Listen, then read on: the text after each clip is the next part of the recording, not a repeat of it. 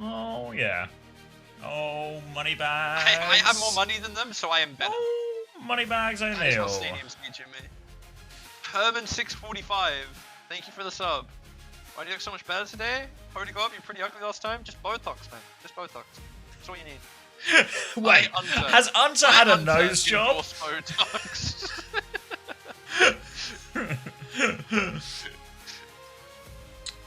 Last time you played Stadium, you tried to recreate the Delavorskaya clip. That's serious knowledge, that's game knowledge. Hunter bimbofication is real? Yep. How much money are you getting paid? I wonder who knows, bro. Who knows? I'm just a guest. He is a guest host. And he's a guest host.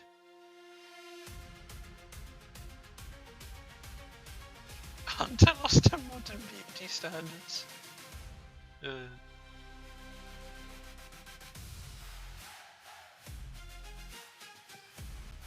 Is 6 old enough to remember Delor? Yeah.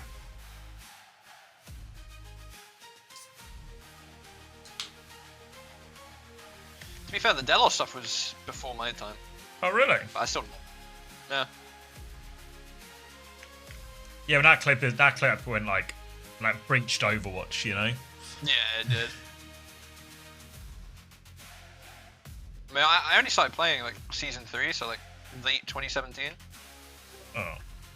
So...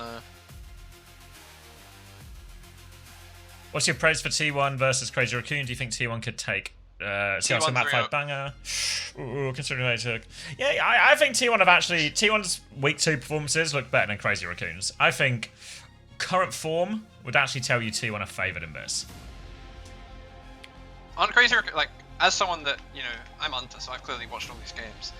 On Crazy Raccoon's just a bit shit. Like, obviously they're not shit, but I swear they're always just losing. Like, they don't look good. You know, they don't look dominant, at least. No, they've not looked good since since the start of this year. I think but other problem is they're just in like Diva, Kiri, Lucio, and when has Nat team ever been like the Kiri Lucio team? When have they ever been the Diva team, right? I think one thing that I think is foundational to the problems is they always have this problem with Max. I think it's why like the Max maps are always harder, is because Jumpin's one of their main callers. So you take your main caller out for a quieter tank, you have a big problem.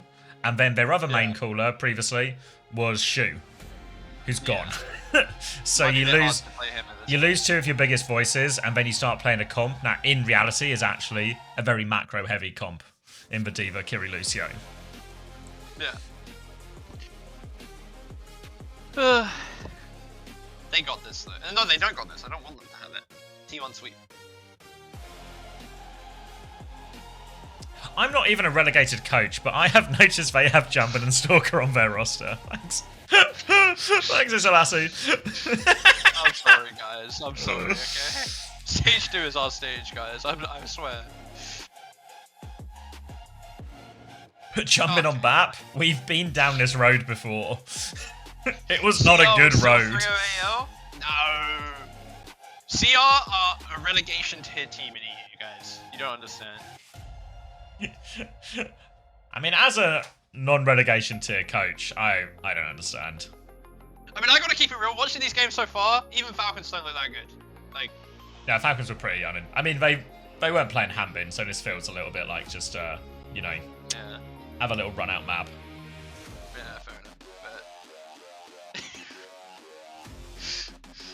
yeah, they didn't good. Because they did also take Zeta to 5 maps while throwing on comps. Yeah, I remember looking at the bans and stuff for that, and like what they were playing just doesn't make any fucking sense. Yeah. It's just like, I feel like actually, like, Falcons, if they just change the comp on 2 of those maps, it's like a 3-1 series or something. You know what it felt like? We're gonna give you a throwback here. It felt like watching Chengdu versus LA, like stage 3, I think it was, finals. Where it was the 7 mapper, the one where like the Shu Havana clips came from, right? But I swear that series, every other map, Chengdu would pick a real comp and they'd win. And then they'd pick a shit comp for a map and they'd lose. Yeah. Is there a formula for player cost based on stats, or is it done manually? Like, we look at the data, but then it's done manually. There's no There's no formula in place. I mean, people have suggested an algorithm and stuff before, and while, honestly, personally, as the guy who has to make all the decisions, I would love it if there was an algorithm to take away this decision making from me. I'd love it if someone did my job for me. Yeah, I mean, it would just be like, you know, it would be like, you know, some sort of algorithmic overlord that just decides what prices. But the problem immediately becomes, what's the algorithm then, you know? Like, it has to take into account, you know, different strength of schedule, different heroes, different comps. It feels like what's the easiest way to actually make it feel like it's fair and not just at Grok. Good thinking. Yeah, actually, you know what? Never mind. I think I've just solved it. Yeah. So it's so yeah. I think the idea of it doing it that way does feel better. Up 50 for every half point. Up their cost by 50 for every half point red eyes. This can't be the algorithm. Points per cost. But the problem with the danger, or one of the dangers of having an algorithm do it as well, is that the price changes just become really aggressive too. You know what I mean? Like, someone has one good week and their cost shoots up by 2 or something. Yeah, well, especially in a short season, that probably would happen. Like, so for example, right, Haku scored -1 in week 1. And the reason he scored -1 in week 1 is because GK had one game and it was against Twisted Minds, right? So should Haku's price have actually gone down in that situation? Like, when I looked at that, I knew the answer was no, because he was already like on the lower end of a cost, and he's going to. And the next week he scored 54, so he goes from being like the 3rd lowest scoring player in fantasy to the 3rd highest scoring player in fantasy. You know, week 1 to week 2, and obviously that's an extreme case, but it's. You need to then, if we need an algorithm, it needs to be quite sophisticated. So maybe there's a middle ground where an algorithm essentially gives it suggestions and we, you know, then give it like a once over. But again, it's still like, how does that algorithm work exactly? No, surely you're not suggesting AI with a human overlooking it to make sure it's correct at the end. Well, an algorithm isn't AI. An algorithm's just math. No, it's the same thing, bro. It's all AI. You know. It's just all AI. I remember thinking that sometimes when people would be like, oh, all these AI translations. And I was like, well, what was Google Translate back in, like... back when I was a boy and we would Google Translate things. Was that AI?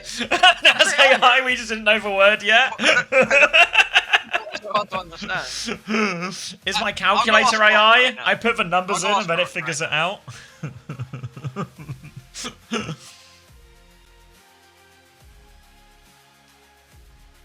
Happy birthday.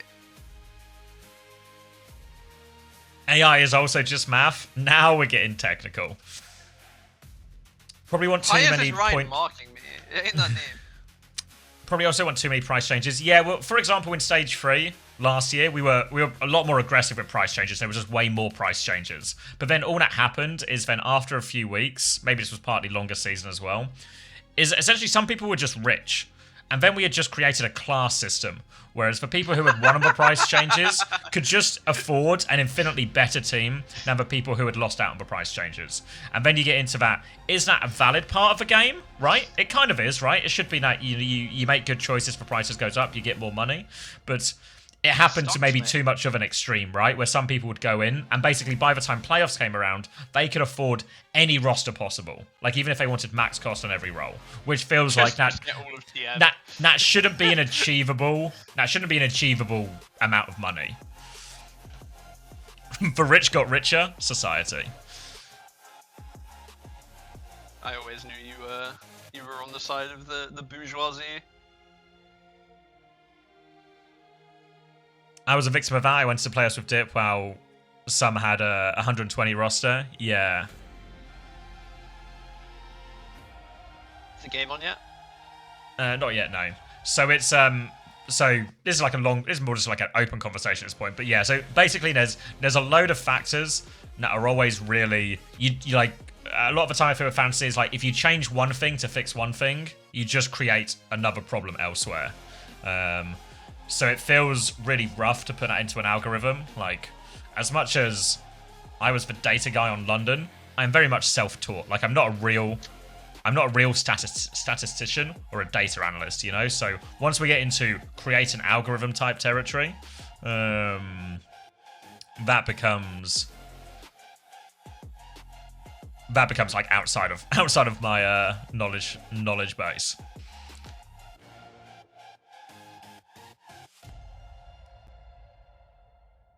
You aren't a real AI, you are self-taught. All data analysis is self-taught in esports, to be fair. Yeah, but what, like, I think this algorithm task, this is beyond, like, yeah, this is beyond what I can do. Like in FPL, if you get Salah and Haaland, you shouldn't be able to afford an expensive team overall. Exactly, right? You shouldn't be able to have, like, a max cost player and then also a stacked team. Are you a nerd for in-game stats like damage, deaths, damage? No, not really. Like, I collected all of the stats on London, and really the one we used more than anything else was just fight win percentage, both for maps, fight win percentage on different points, and fight win percentage for different comps. And really, even though we collected all of the data, you know, so I could look at it and go, Jamie has 3% higher accuracy with his May right click than all the other Mays. It's just trivia data, you know? It's not actually useful data. So the fight win percentage was really the biggest one we used.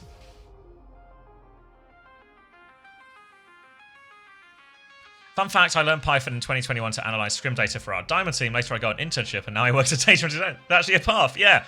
Like, it was the reason I learned, like, because I use Python and, like, a bit of computer vision for, like, the old VOD parser to get the data. But mine was the same thing. I did it because Face, if you remember the LA Gladiators coach, he wanted it for, like, the drop bears and then for Talon afterwards. So I sort of learned it through that, and then eventually I was doing bits that off like one that someone else, a guy called Surfs, if anyone remembers Surfs, had built. Maybe you have to be like Australian to remember Surfs, but Surfs went on to be an analyst for the San Francisco Shock. I think it's season 2. I think it was season 2. But anyway, after that, I sort of moved on to Nariki for a little bit, where I was just head coach, and then I moved on to Hurricane, and Hurricane was my first full-time job, and it was I'd sort of been playing around and dabbling with the stuff, but it was like quite a big project.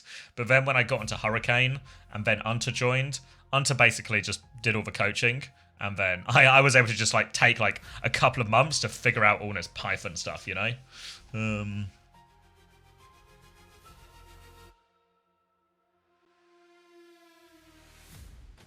I never understood how people... Yeah, I mean, honestly, like, if AI was around when I did that, fuck me, it would have saved me so much time.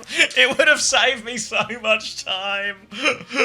God. It would have saved me so much time. It probably would have been better as well.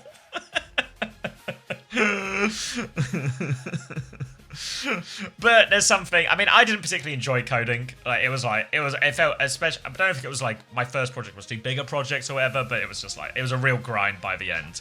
But I was very happy once it was finished and it just worked, you know? So, I think that's just part of it.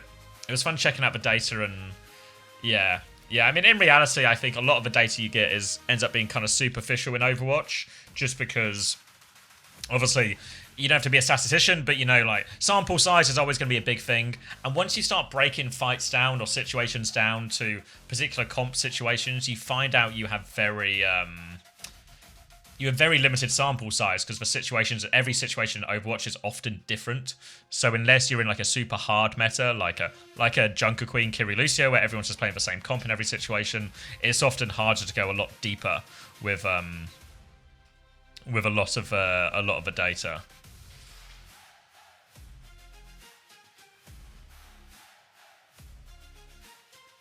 I'm friends with a lot of high elo Tracer players in EU, and there's a bit of an obsession with damage per 10 and KD in particular. Do you think there's something to pick up from stats like that, like Kevsa, blah, blah, blah? I think to a degree. Like, I think once you get to maybe like the type of Overwatch we normally watch in terms of OWCS, generally the better players will have better stats, everything like this, but there's normally a bit more to it. I think when you're talking about sort of like ranked performance or initially just trying to assess like how good a player is, that stuff can be useful. Invariably, the better players will have better stats. Like same way, you know, like we had all the data for like everyone's performance in Overwatch League, and you would notice the players who, you know, everyone would think of as the better players generally did have better stats in a lot of these situations. But there's more stuff that goes into that.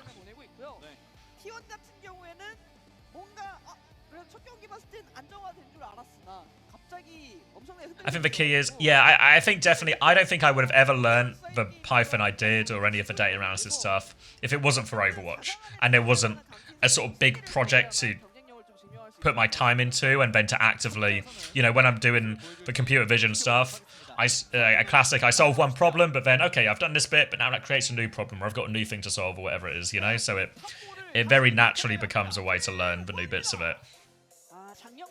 Do you know any other programming languages? No. I wouldn't even say I know Python. I feel like I made that one thing and then tapped out.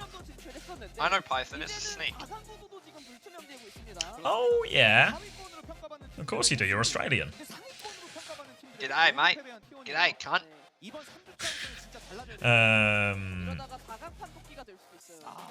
Did you use Python? Is this an age joke, Lemon? I think I was on 3.7.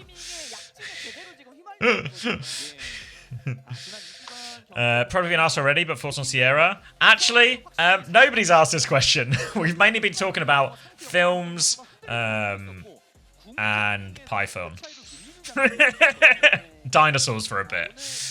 This is actually the first time. This is unironically the first time anyone has asked me about Sierra, and no,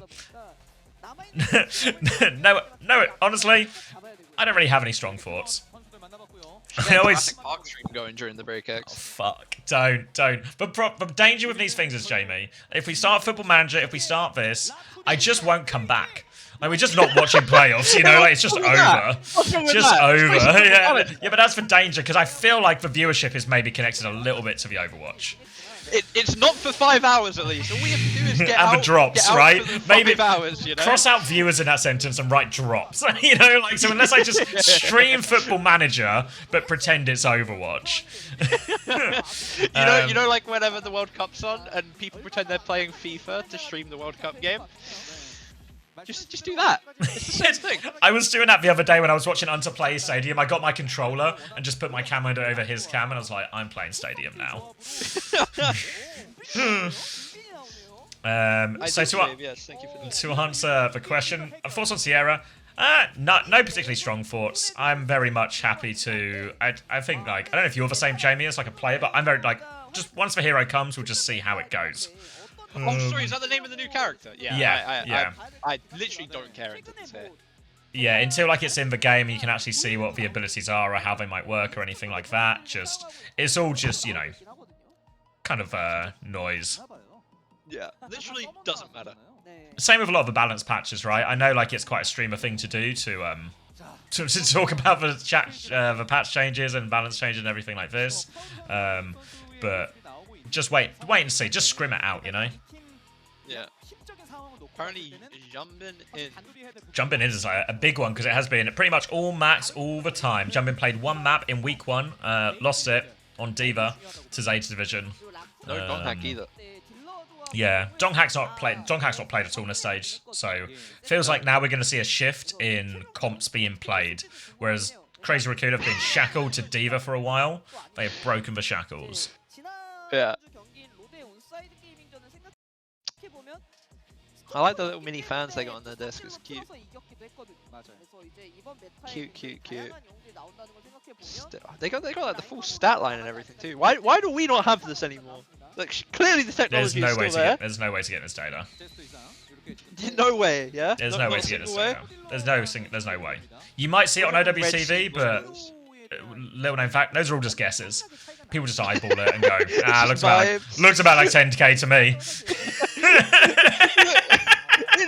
it looked like 9,384 damage. Give or take.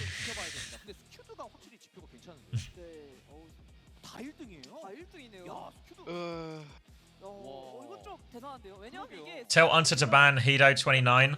Didn't he ban you immediately? I wasn't really paying attention, but I was in chat when you were banned yesterday, so I'm just gonna double down that Max made a good call and ban you here as well. I don't really know what the bit was, but you know, just to sort of ban and just ban him. Just ban him and yeah. Just trust, you know, like I don't necessarily need to know all the decision making or all the theory or all the facts and the details, you know. The right decision. But a guy I trust made a decision. I trust he made the right decision. Bang, you're dead. I'll follow it.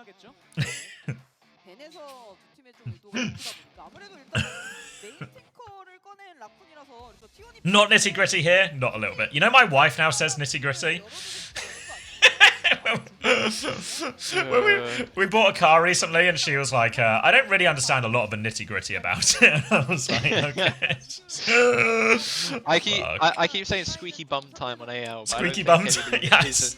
That isn't English gets it, you know? No, I think you have Like, to be a certain. I think whenever I say squeaky bum time, Yahoo has no clue what I'm saying. I feel like it's a certain age of English as well. Like, I feel like my generation, everyone would know what squeaky bum time is. But I feel like it's a phrase that has really fallen out of fashion. Out of favour. Yeah. But I had to explain to keeping it Will why the alive. Welsh are called sheepshaggers the other day as well. Bro doesn't even know his own heritage. Oh, wow. I think that was like a really common, like, Welsh burn. That's right. Like he knew that they got called sheepshaggers a lot. He just didn't know why. Can we just point out, not to shit on, they've done the predictions and they've used red for both teams. They're like me playing the game.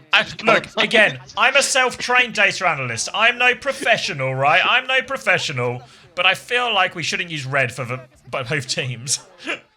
Yeah, you think you'd throw a black in there or something just to have some kind of contrast, but Yeah, but it's different reds though.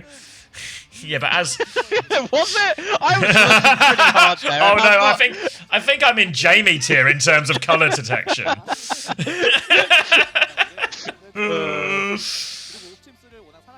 My mate made me watch In-Betweeners clips some months ago, and I still call people bus wankers. My father-in-law is an Overwatch TV stats guesser. He is insanely gifted. We were looking at an Overwatch CS scoreboard together years ago, and I asked him what it would cost to track stats today. I will never forget his answer. We can't. We don't know how to do it. That's it. The knowledge is lost. The knowledge is lost. Roman Concrete, Overwatch CS stat tracking, can't do it. There's no way those are different reds. Are we getting gaslit by chat? Is They this were one of different those yellow dress? They weren't different reds, sorry. They weren't different reds. They weren't Okay, different reds. okay. They were the same thing. They didn't see this coming. They've had what, like 4 weeks to see this coming. Hey guys, isn't it a bit weird we're using the same color red for? We're not prepared. I don't trust number 1002 of 1002 on the daily colored all to discern if the colors are different. You know what? Fair enough, mate. Fair enough. Glasses are on. These are my color detection glasses. And will we see Lip and Stalker? They played Lip and Stalker last week. It's fine. They were playing Stalker Heesang though, right? Stalker Like, Heesang I has come been the one back to they've that. used predominantly, yeah. It feels like a hot take because I don't think we're in a meta where you like ever really don't play hit scan. So surely just I think you were in Korea at the start. So because I think there's still like in Korea at the start there was loads of Sim and Vendetta. So I think like when they did it week 1, it felt way more reasonable. Now as we like sort of stray back when it's just a hit scan every time. There's going to be a question of like, is this just? I mean, Stalker's going to be in permanently, but does he rotate with Lip and like do Lip and Heesang rotate, or is it basically just it's Heesang and Stalker and Lip's just in like the backup option? I mean, VP were trying to play some double flex stuff against us, like in scrims like last week or 2, right? But it just doesn't look good. Like, it's just hard. Yeah, there's a few like I mean I guess technically Lunex made it work against DSG, right, when they went Reaper Tracer for a bit.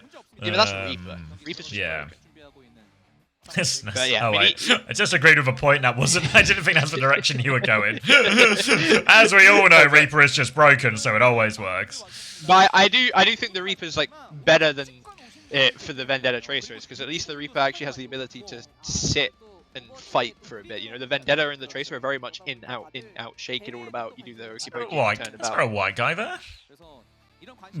White guy detected? Holy. Is there just one? I'm looking at the rest of the crowd. Yeah, does anyone know who it is? Not to presume all white people I know assume he's each in other, but does somebody know him?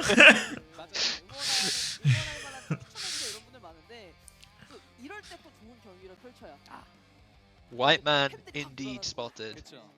That's They've got an arrow Phil. pointing to him. Yeah, that's Dave. Yeah, that's Steve. So we all know him, but he's given you all different names. That's peculiar. That's peculiar behaviour from Phil, Dave, Steve. I'm hearing it's Jake. I've heard John. I'm getting Tony Adams' son. It's Carl. He's not. They're triplets.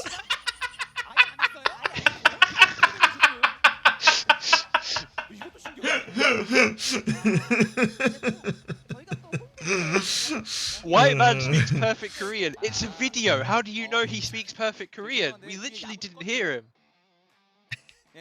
That's Jamie? Oh.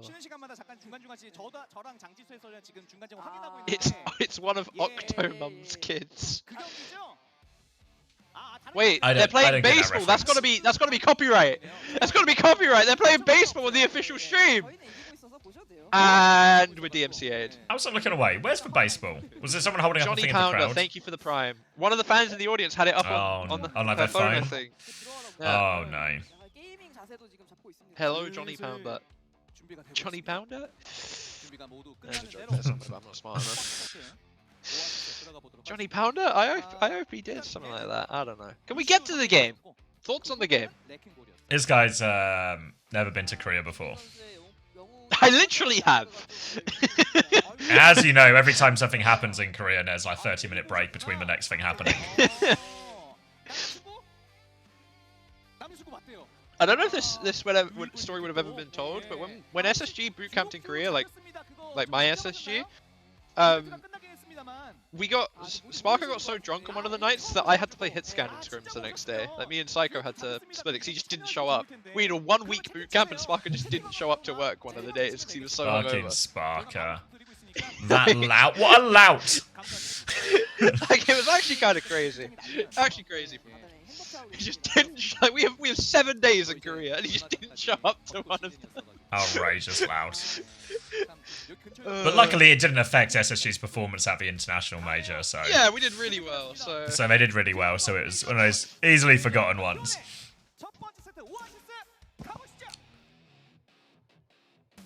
I was gonna say you wouldn't have seen. You're not in the team chat. But yesterday, Amdup sent me a screenshot of me on Anna at EWC, and I had no recollection of this whatever. So I had to. Anna at fucking EWC. SSG. I did, yeah. Apparently, we had a. I don't know. We had a midtown front bone Anna strap. You sure it just wasn't an AI picture? No, no one remembered it. Like Psycho was like, what It's the gotta fuck be is AI. that fake? Like no one remembered. Yes. All right. It's the big one, Ben. Alright, real hero picked by Jasmine, fake hero picked by Jasmine. I mean, it's not fake, it's not fake. I won't. Ball ratio ban. Not sure about the ball. I guess you literally jump in is on the other team, so maybe it makes some sense. Wait, are you ahead of me? I'm on 27, 26, 25, 24, 23, 22. Yep, just about there. We'll see if it works. Just about there. Oh. 16, 15. Oh, now it's 14, perfectly there. 13. Nice. Okay. Just Right, works. high ground here for Crazy Raccoons. Coast side taken by T1. Stalker up on this high ground now. Should know. Stalker anti-sanger in. Lit is dead. Stalker up here now. Should be fairly free to shoot. It's going to be fairly hard for Jasmine to get in without being scouted. The swing onto main from T1's backline. Zest is going to get called by Jumbin in the middle of all this though. And yeah, you're going to clear the high ground, but you're not going to be able to do anything with it. No, if they're going to get the flip off this one as well, potentially. T1 playing this one really passively. Going to get out of there immediately here. Slight change in the different backlines. It's going to be a Vendetta swap as well for Zest, but they just find a stagger, a late kill onto Proud as well. So Crazy Raccoon starting with a bang, and we're going to get an immediate pause, which is presumably for some type of Zest mic issue. Yeah. Yeah, I mean, it's sensible that we get the Zarya swap from Jasmine, Diva into Juno Brig. Not exactly a fun matchup. So we're just going to swap over to the Zarya Vendetta. Take that mirror. I think I saw that they also swapped to Juno Kiri. Maybe I'm wrong.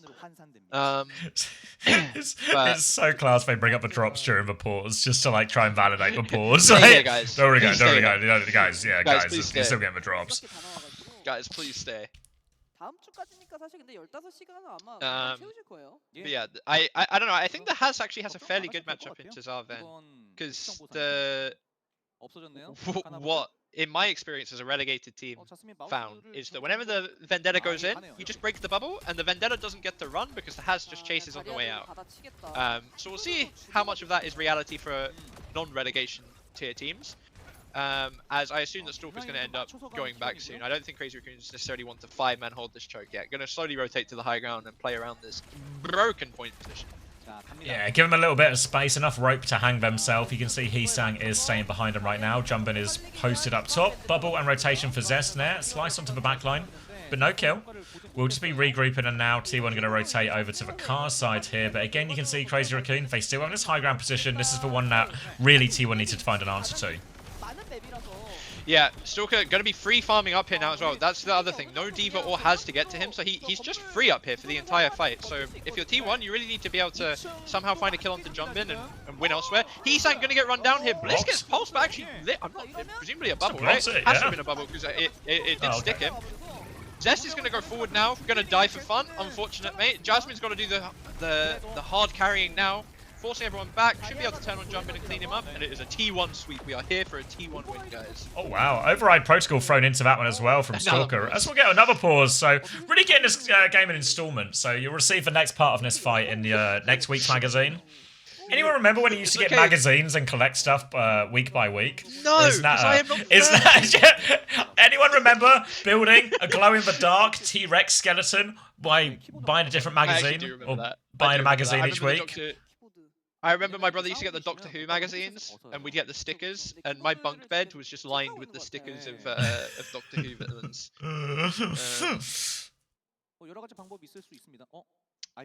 Yeah, another pause. Mangas still exist. No, these weren't like a story series. This was just I'm pretty sure this wasn't a glow in the dark dinosaur manga. It was just it was a magazine about dinosaurs, and you got a few of the bones every week. And every week you would buy another copy or another issue of the magazine. You get a few more bones, and you put it build for skeleton. Yeah, and if for like the Doctor Who ones, it would be like some like BTS or like Next Time stuff, right? Because back then you wouldn't have 12,000 trailers that tell you everything that happens in the episode. Yeah. That's the only way you could get information about these things. You want to know a good one? When I was young, and we can only use the internet for an hour at a time. Again, this sounds made up. You can only use the internet for an hour at a time because you would take the phone off the line, and at the time people didn't have mobile phones, so taking your landline off making yourself uncallable on the landline was a big problem. So you only have 1 hour. We only had 1 hour of internet at the weekend.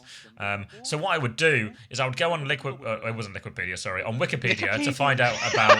You're so brain right. I would go on Wikipedia for like shows. I was like, like Dragon Ball Z and other shows I was interested in, right? But I knew I only had an hour, so to min-max it, I would just print out the Wikipedia pages. So I spent the hour gathering stuff, print out the Wikipedia pages, and then I could just read Wikipedia on the paper afterwards. You know what I used to do? When I'd go to the library and I'd have an hour on the PC, because that's how it used to be. You know what I used to do? GameGarage.com.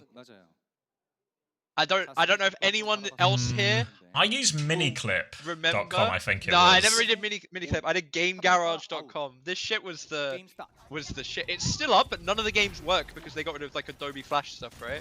It sounds like we're back to Overwatch, so I'm going to tap back in. Oh yeah, good breakdown from both of us there, I think. Yeah, T1 are in control of point, and it's going to be a retake attempt now for Crazy Raccoon. They've nearly got a raid to work with, but Scooter's closer, Ambliss is close to the rally, and they're close to the grab. In many ways, everything just looking up for T1 in terms of the economy.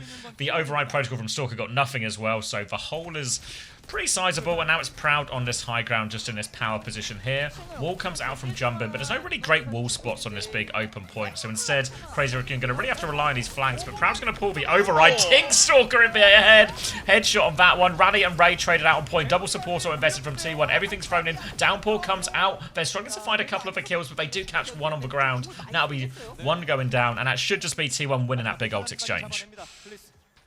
Yeah, good looks for T1, right? That's the fight you really want to win. Outside of a magic pick now, you should feel fairly comfortable to convert this. You have this grab coming in. It is just Thanos on anybody that you get except the Has. Like, it will just be a kill.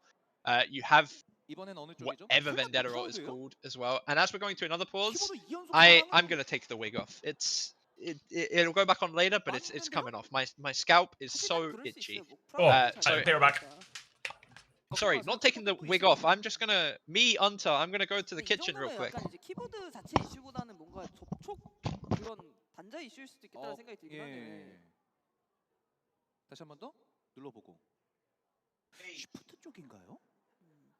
네, 이런 것도 잡고 가야 돼서 예. 네, 되게 지금 중요한 경기거든요, 두 팀에게. 모든 그럼요. 경기가 중요하긴 하지만 네. 네, 유독 더 어떻게 보면 좀 분수령이 되는 경기다 보니까 상위권으로 상위권으로 이제 평가받는 두 팀의 대결이라 말씀해 주신 대로 정말 중요한 경기 맞고요. 전달됐는데 시프트 쪽에 맞다고 합니다. 그것도 중요하죠. Okay, I've had a haircut. 중요한 스킬인데. 저거 0.1초. God, my hair has gotten so greasy from it too. 그냥 I don't understand how, because I showered before. 아, Like, I actually 운세 don't get it, 분기하라고 but 하시는 분들 it's 계세요. literally what it is. 아까는 이용해서 뭐 운세 한번 But yeah, hi 예. guys. I'm here. I'm here now. 봐야 되는 게 아닐까요? What am I doing? Just having a good time, mate. I went to so I thought I heard the door, so I go down, but I got like a mislip and said the neighbours had it, and they're still moving in. So I went next door to be like, got the parcel, and they were just like halfway through carrying up like this chest of drawers up the stairs. He's like, I'll come back, guys. I'll come back. you do this first. I don't need the parcel right now. 오늘 시간을 내어 해결하세요. 그래서 지금 해결을 하고 있죠? 네. 예, 뭔가 불편한 일이 Apparently 좀 my headset 생겼어요. and hair is 키보드 쪽에 see-through. 불편한 일이 생겼고 How 지금 does 해결을 하고 있는 how does taking the wig 중입니다. off 주변 affect that? 인간관계에서 How 이 is? 소통과 I mean, 인간관계는 not that I took a wig off. 기계와 Max just went for a break, and I am here now. 그러니까 지금 But Oh, 키보드 your no name's got the 쪽에 parcel. Wait, Red Eye, there's a great development on this, right? 문제가 Got a text from my neighbour, 게임하다가 잘안 풀렸을 and 때 what that means 지키면 안 됩니다. is a name has been achieved. 다 인격체가 있다고 No, 생각해요. but what did they introduce themselves in the text? I guess to say who's No, number it's it got was. like the auto name. So his name's Ah. Neighbour Joe. I did think if you Is that what the auto name if you came through put- as? Name? if you put a gun to my head and said, you know, what I would have gone like starts with a J, starts with an S, you know, J for the man, S for the woman. So so it feels like my suspicions have been confirmed. So now I feel more confident in the suspected S I thought for the lady's name. 확신이 아니라 그럴 수도 있다긴 한데. 가정이죠 다. if가 다 들어가 있어요. 하지만 가능성은 있다. 그렇죠. Are there names that don't start with a J? No. Now you point it out, Serps. I think you might be right. So in many ways, that wasn't actually as big a clue as I was you're so hoping right, for. Javier. You're so right. 다르게야. 근데 이건 시작했어요. Amy is just Jamie without a J. 알겠다고 좀 그만해라. 꽤 다양한 판이다. 그런 얘기가 나오고 이제는 완전한 Jamie, Joe, 프라우드 선수가 해도 Javier, that's all of them. 사우 선수가 예전부터 좀 애쉬나 이런 Commander J, 굉장히 잘했는데 Jesus, 최근에 소속까지 좀 Jax, yeah. 생존력까지 좀 확실히 확 올라가서 아 Morning Destruction, yeah, another name that begins with a J. 안 보이는 것 같긴 한데 Jasmine, yeah. There's just numerous examples. Jake, Jarrett, Work? 모니터 가졌어요. No way. Jafar. Great, thanks for Jafar. Jesse, Jerry, yeah. 별로네요. 네. Peeping Jaws, another good example, yeah. Jesper, 뭘 보고 Oh 있어? my god, it still works. 예 선수 Jamel Gong, 선수가 yeah. All Jafonzo, yeah. As Jimmy, all of these things are just 문제를 또 확실하게 해결하고 가야 되는데 Jonathan Reinforced Snowden, Jumbin, 네, G-Sang, yeah. 그것보다 Jeez. Hi, Kanichipo. 기다리고 있었습니다. 프라우드 선수가. 왜냐면 Johnny Astro, yeah. Jorker, 컴퓨터가 켜지는 걸 지금 제스트 선수가 옆에서 보고 있었던 거예요. Junkbuck, J.K. Rowling, all the big ones, yeah. 눌러봐. 얘기했고 이제 딱 Jack Jones, yeah. Bro, it's still the same top games as it was when I was a kid. That's kind of crazy, no? 제대로 안 되면 너 그냥 Are you on this I've old got Play Age of War. old I'm on website Game now? Garage. Yeah, I'm on Game Garage. I mean, I'm unmuting the site. I hope the game doesn't start because I'm playing Age of War. 재부팅했으니까 이제 다시 로그인을 해야 Fucking. 네. Oh, that was so loud! 뭔가 체크하는 John 거 Legend, 없더라고요. George, yeah. 요정왕님께서 올라오신다고 합니다. Are you okay? Loud! There was 3 explosions! I don't know how loud the music's gonna be, guys, but I can't not play with the music on Age of War, so you're gonna have to just deal with it. 그렇습니다. Jerry Jitter. Did I tell you? I told you guys before. Like Gary Glitter used to live in where I'm from in Ashford, or where I'm from in Kent. It's called Ashford. That's where Gary Glitter lived as well. He used to take the piss out of my friend all the time because he lived down the street from Gary Glitter. 뭐안 되는지 지금 확실하게 체크하고 By take the piss, obviously, you know, lots of jokes about him getting kidnapped. Turn it You know. down, please. 뭔가 증상만 물어본 것 같았는데. 네. my guy's cooked. 역시 요정왕님이에요. 괜히 상급 요정이라고 불리는 게 아니에요. 뭐 약간 뭐 오라라도. It actually takes me back. 약간 그 Yeah, I'm getting a stream up. 옛날에 Let's get eyes on this. 병원만 가면 귀신같이 God. 그쵸, I think you could have two of these guys behind, right? And they can both shoot. I feel like I have a memory of this game. 허리가 펴지고 Like it's just like so something's clicked. 맞아요. It is so loud. 없어졌죠? 3, 2, 1. Let's go. Who's Gary Glitter? He used to be a musician. Now he's better known for being a paedophile. Hence why we all knew where he lived. So let's segue back into the Overwatch here. I don't have a smooth transition for that one, but T1 are back in control of point, and Jasmine has a grav. Yeah, Gonna be a Sundering sorry, Blade with it I'm too. not locked in. I was so Age of War locked in. This guy's in. Right, yeah. Look, Grav, as long as he doesn't solo Grav, it should end up getting a kill. Even then, might get the kill. Zest has his ult too. Should probably guarantee a kill on anyone. He's really fiending for backline though, but everyone can see it. Least telegraphed Grav in existence. Gets it in the end. Is gonna get the M rate. Swum. Is gone. That's all he gets though. They're in the middle of the kill box from the rest of them. Can they find any trades? Crazy Raccoon? No, they cannot. T1, sweet.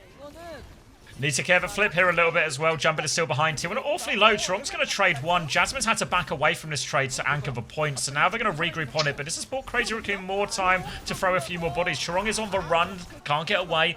Now jumping on half HP. But here comes Heesang. He can take over touch for a long time. Zest trying to get onto this Juno. Lots of damage, but no kill. Vigilante, though, is on the run. Crazy Raccoon is a full game of ping pong right now as Jumping will keep it contested. Little wall, little hop. Just trying to buy valuable time. Bliss is trying to walk forward, but can't find the kill. Chorong is back on the cat right now. Stalker is low on main too. Stalker's got the override protocol. He's going to pop it now. Bliss doesn't quite have the rally yet. Looking for big damage. Jumping's going to fall on point. Rally comes out now from Bliss. Defensive bubble as well. Stalker can't find any damage, but Heesang can find a kill. Little roundabout now. Ray and Rally invested now. T1 throwing all the ults at this, trying to find a kill. There's a cat in the Ray, but not for long. Proud will delete that one. And while they stalled it out for a long time, because of all the swaps, it just meant T1 would come into an inevitable ult advantage.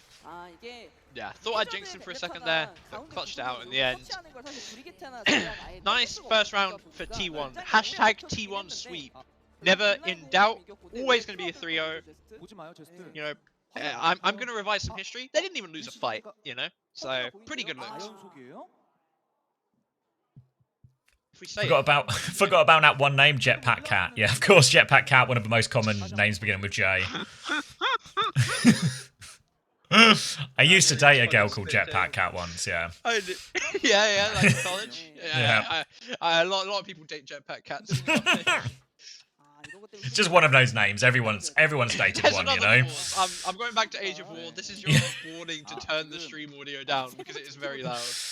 Okay, this is your warning. 3. Why don't you just turn the sound down? It's so loud. It's so loud. There's gotta be a way I can turn this down. 이게 원래 자기가 쓰던 키보드라고 합니다. There's gotta be a way. 중요하죠 또. 네, Volume 키보드 mixer. 차이도 분명히 있기 때문에. 그렇습니다.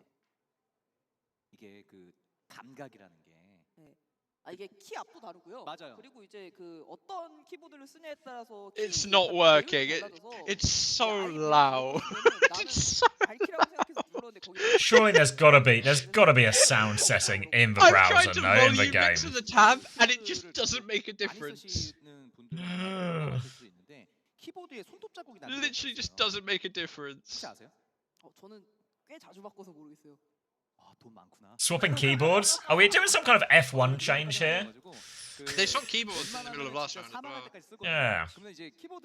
Maybe he's putting on his I guess there we go, these are the winter tires. There we go. I did it, guys. I'm losing. Oh, the music goes so fucking hard. I genuinely feel like I'm like 10 years old again. Where's the hair at? It's on the floor right now. I'm losing, so I'm looking away from the screen. He's gone bold. That's what Someone happens. said they're scared I'm going to go to the bathroom and you're going to come back as you. Every time I leave, another Fast set of change. hair goes. Can I get some wet keycaps? Yeah, we need to play. These are different conditions. First round for T1. Gonna see more of the same back? comps for both. Okay. Let me turn the volume back up. High ground for Crazy Raccoon. 주고 있는 T1인데다가 Low ground for T1. Just trying to play a few of these off angles here, but Stalker, he has the power position, takes his shield with Proud. Even trade so far as Jasmine will get on point. The wall comes out, but T1 are going to rotate away from this. Happy to just play second tempo, get that energy, and then look for a repush timing after Jump In takes a swing.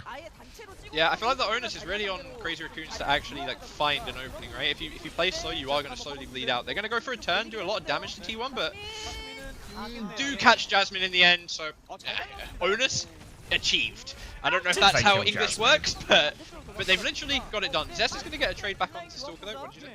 I didn't know.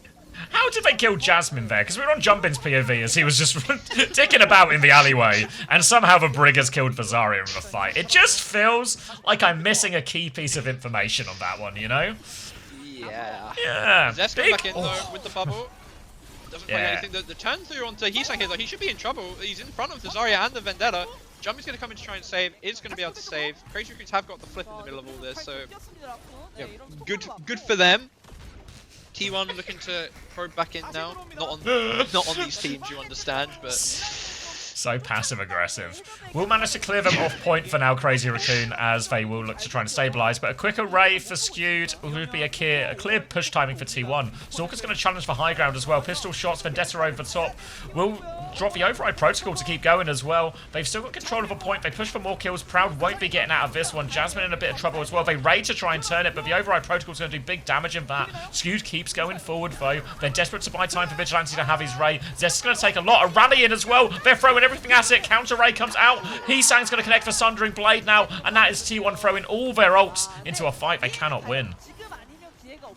yeah, bit of a rough spot to be in now. Retaking into 2 ults, you have your DPS ults yourselves, and they are pretty strong. Like you're at least going to be able to open the map with this Emre ult, but Jumpin's going to have the downpour for it. You got to look to dodge that, and Chirong's presumably just going to be holding choke really hard with this rally, looking to eat the grab from Jasmine. If he gets solo grabbed, you're probably fairly happy with the Crazy Raccoon. So Stalker might just get Proud before the fight even starts, so pressure onto him, just dinking him out. Jesus Look at the Christ. rally. Rally and the over whatever Oh, there it going goes. to be popped Chirong is just dead to Skewed somehow. Vigilante's going to find Jasmine in this, doesn't get the grab off. Jumpin's going to find Zest. It's looking like a pretty hard touch now if you're T1. Yeah, that's what we're going to call a successful rally push, if you believe it or not. It's going to be... there is overtime will be triggered here. Someone is back on point here. It's going to be Proud in a treacherous touch, but he has Bliss to help him with nades. Will be exchanged. Jumpin's died here, and Crazy Raccoon, they can maybe actually still deal with this one. Yeah, Chirong back. First one dead. Now it's just desperate stall for T1, and Crazy Raccoon should be good to close this one up. But Grav is out, but Jasmine's low. They can't kill Jasmine, actually. Do they have the follow-up on his Grav? No! They push forward. Edge is going to miss. Somehow T1 are still alive, but they C9 it. Oh, they nearly dragged that one out. That was a bit of a weird push there. Like, Chirong went one side right at the start of this with Rally. Everyone else went left hand side, which just meant Chirong just died immediately. But they still get a positive trades out of it. They'll close it out. So 100-0 on that one. All to play for. Yeah. Not enough Yeah, onus. going Need some into more last onus. one's- Good point, Tom. Last one's Garden, right? I think. Yep. I think Gardens. Yeah, going in. My bad, G. Garden is on If I could Mejang Tower. if I could direct you over to your DMs real quick as well, Yeah. if you would be so kind before we go into this final round. No, you'll be fine on... You're not on YouTube, are you? No. No, you'll be fine on Twitch. Don't worry about it. Okay. All right. Cool. All right. Anyway, going into this final round is going to be. Max's room falls behind me. It's going to be the same matchup again. Your room is falling over. Yeah. You just don't get it. Same thing happened when I was doing yours. So kept falling on me all the time. Jasmine though on main now. Crazy Raccoons have just been given full point control. T1's roll out too slow. I'm not sure, but they've given up and not even bothered fighting for it. So should be easier for Crazy Raccoons to get the real point pressure here. Gonna go in with the bubble speed ring now. Doesn't find anyone. Zest gonna get forced out. Loses half his HP in the process. Jasmine's just dead. He's just dead. Yeah, gonna be nice, easy one from the back of that, and all of a sudden, Crazy Raccoon with authority. Gonna be no way. Oh wait, I was gonna say there's gonna be no way out for Bliss here, but the wall was just thrown into the ocean, so Bliss's escape wasn't actually impeded at all. So he's just gonna bash out. It turns out there is a way out. Turns out it's actually quite easy as well. It's just the door. Jumpin just gonna stick to polluting the ocean rather than staggering the brig. Yeah. Proud though has farmed more than Stalker, so going into this next fight, play for this, gives T1 a bit of an opening, but I don't know, Jasmine's just under so much pressure, he's just getting turned on by this Hazard Vendetta in the These early walls fight are brutal. consistently. Yeah, the walls are really, really rough. They're gonna actually go before Proud gets the ult, lose a bunch of their HP, but nothing of consequence, I think. Jasmine's got this energy now. Should be a Proud ult coming in here to give them space to keep walking. Not gonna be able to peek it on top of your Crazy Raccoons. Jumpin is in. He's actually gonna find Skewed in the middle of this. Jumpin's one, but Stalker gets the gap onto Proud. You think that should be enough to close out this fight? Wow. Yeah, it most certainly is. Yeah, it looked like Jumpin had gone too far for a second, and I guess he technically did. He did die after all, but Stalker, he provided the distraction so Stalker could come over the top. Stalker causes for real damage, and that's going to be a fight win for Crazy Raccoon. And after that first round, they've not lost a fight since. It's going to be Ray for both teams. Quicker rally for Chorong. There's a downpour to throw into the mix here for Jumpin, whereas Jasmine's only 25%. So the ult layering does go the way, and T1 are going to find themselves on just the wrong end of an ult snowball here on Koth. Yeah, early speedering to try and get through. The wall's going to split. Nazari in the Vendetta It's got again. Proud. Yeah, Jasmine's just dead instantly at the beginning of every one of these fights. Chorong's going to pop the rally to survive here. Honestly, not sure if it's probably just tanked the death That mate. was 3 ults.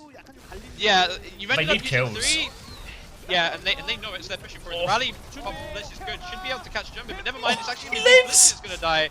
Jumpin was 60 HP and just somehow miraculously goes back up. He's saying he's Respawn. going to get cool. Do we have a touch?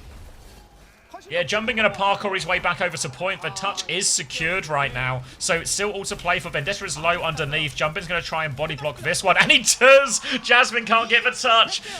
The Juno can't get the touch. All the players whose names begin with J cannot get the touch, which is all of them, of course. And that's going to be Crazy Raccoon coming back to close out the first map. Yeah, a dominant last 2 rounds is the only word really that I feel can be used to describe it, because that was not close in the slightest for the last 2. Yeah, I don't know what's happening with Jasmine. Like, he's just dead first every fight. Every single fight he walks through, he gets walled off and he just dies to jump in, and he sank. So, you know, as a relegated coach, I'd try and fix that one going into map 2. As a guy who's never fixed anything going into map 2 before, I'd recommend... Okay, alright. Okay. That's not very nice.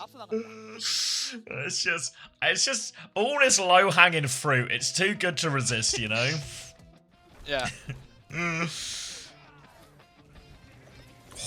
I've got a first-time cry for dong hack. People want the dong. People love the dong. Anyone in chat looking for dong right now? Alright, I'm going to get a sausage roll and a drink. And... Oh my god. Is that your second snack already?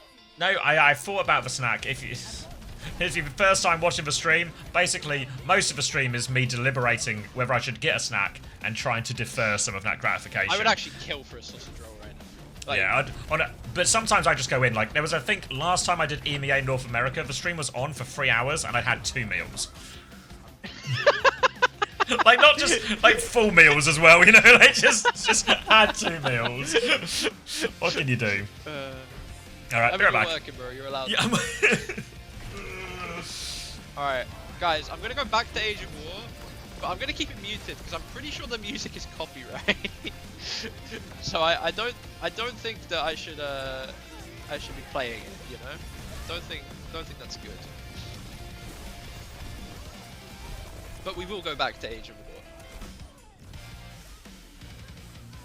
I don't know if it matters on Twitch. It would matter on YouTube. I don't think it matters on Twitch, to be fair.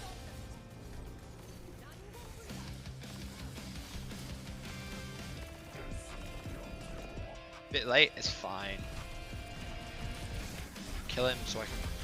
Kill him! This turret is so shit.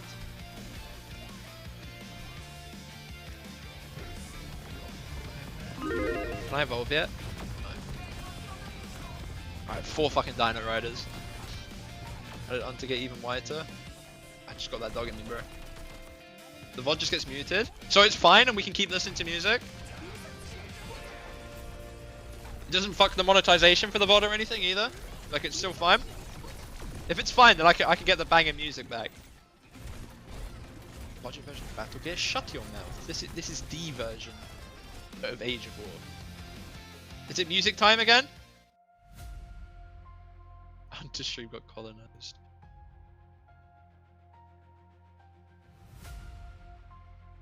I mean, I already did it before. It won't. It can't hurt more than it's already done, right?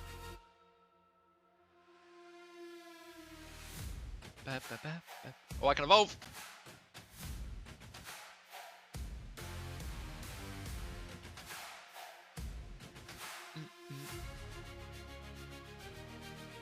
I remember these archers are fucking OP. Bam bam bam bam bam bam bam bam bam bam bam bam bam bam.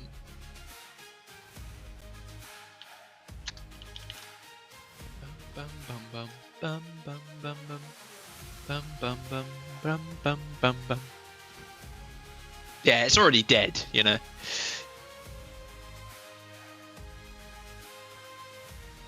This fucking arrow strike is gonna go crazy. The Age of War music is so good.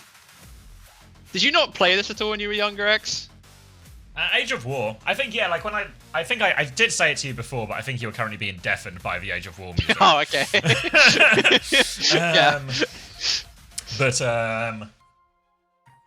yeah, like I didn't, when I saw it, I was like, something clicked, you know? Yeah.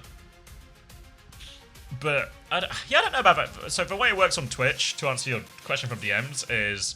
Yeah. It just mutes it. It mutes that section of the VOD, but sometimes it can be, like, a bit overly generous with how much it mutes, you know what I mean? Yeah. So, like, you might only play it for 30 So seconds, maybe I but shouldn't maybe do it it mutes during 5 the T1 minutes. game. So yeah, maybe not like during the T1 during, game. maybe like you probably get away with like breaks between series, but maybe not breaks between maps. Okay, alright. We're back to muting it.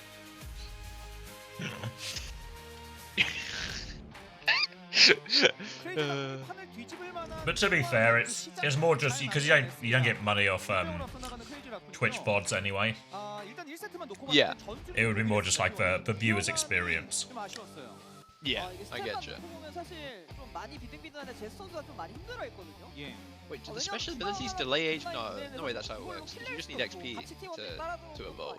해저드가 그런 상황에서 준비 선수가 본인을 흘리지 못하게 자리를 또 잘 잡고 튀어나온 자스민 선수에 대한 덤벼들기 적중으로. Fuck, they deployed their first Night X. Oh, that's true actually. What am I You gonna can put them on if you've got like different audio tracks. You can put it so it only appears. It doesn't appear on the VOD.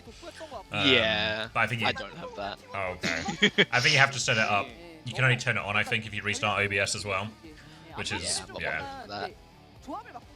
That's okay. We will just mute if it's around game time. We have the technology. That's a lot of knights coming in. That's a lot of dead knights. Get fucked. Me when I abuse. Oh, evolved. Oh, Max is in. GG. Max is in. Is this a good GG or a bad GG?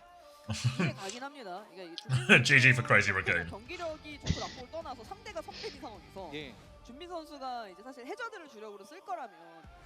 don't understand, you gotta play him on the max map. You gotta have respect for the max map, X. Why do you hate him? Swap Max 8? I just call it as I see it. Oh. That is what it is, defense.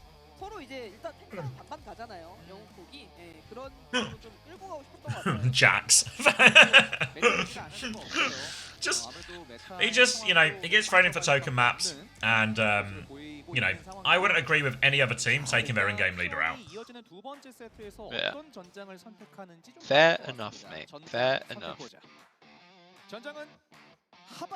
Much XP do I need to 45k, fucking hell. Especially, bear in mind, most of these take out their in-game leader, bring in Max, are for maps like King's Row. What's wrong with that, bro?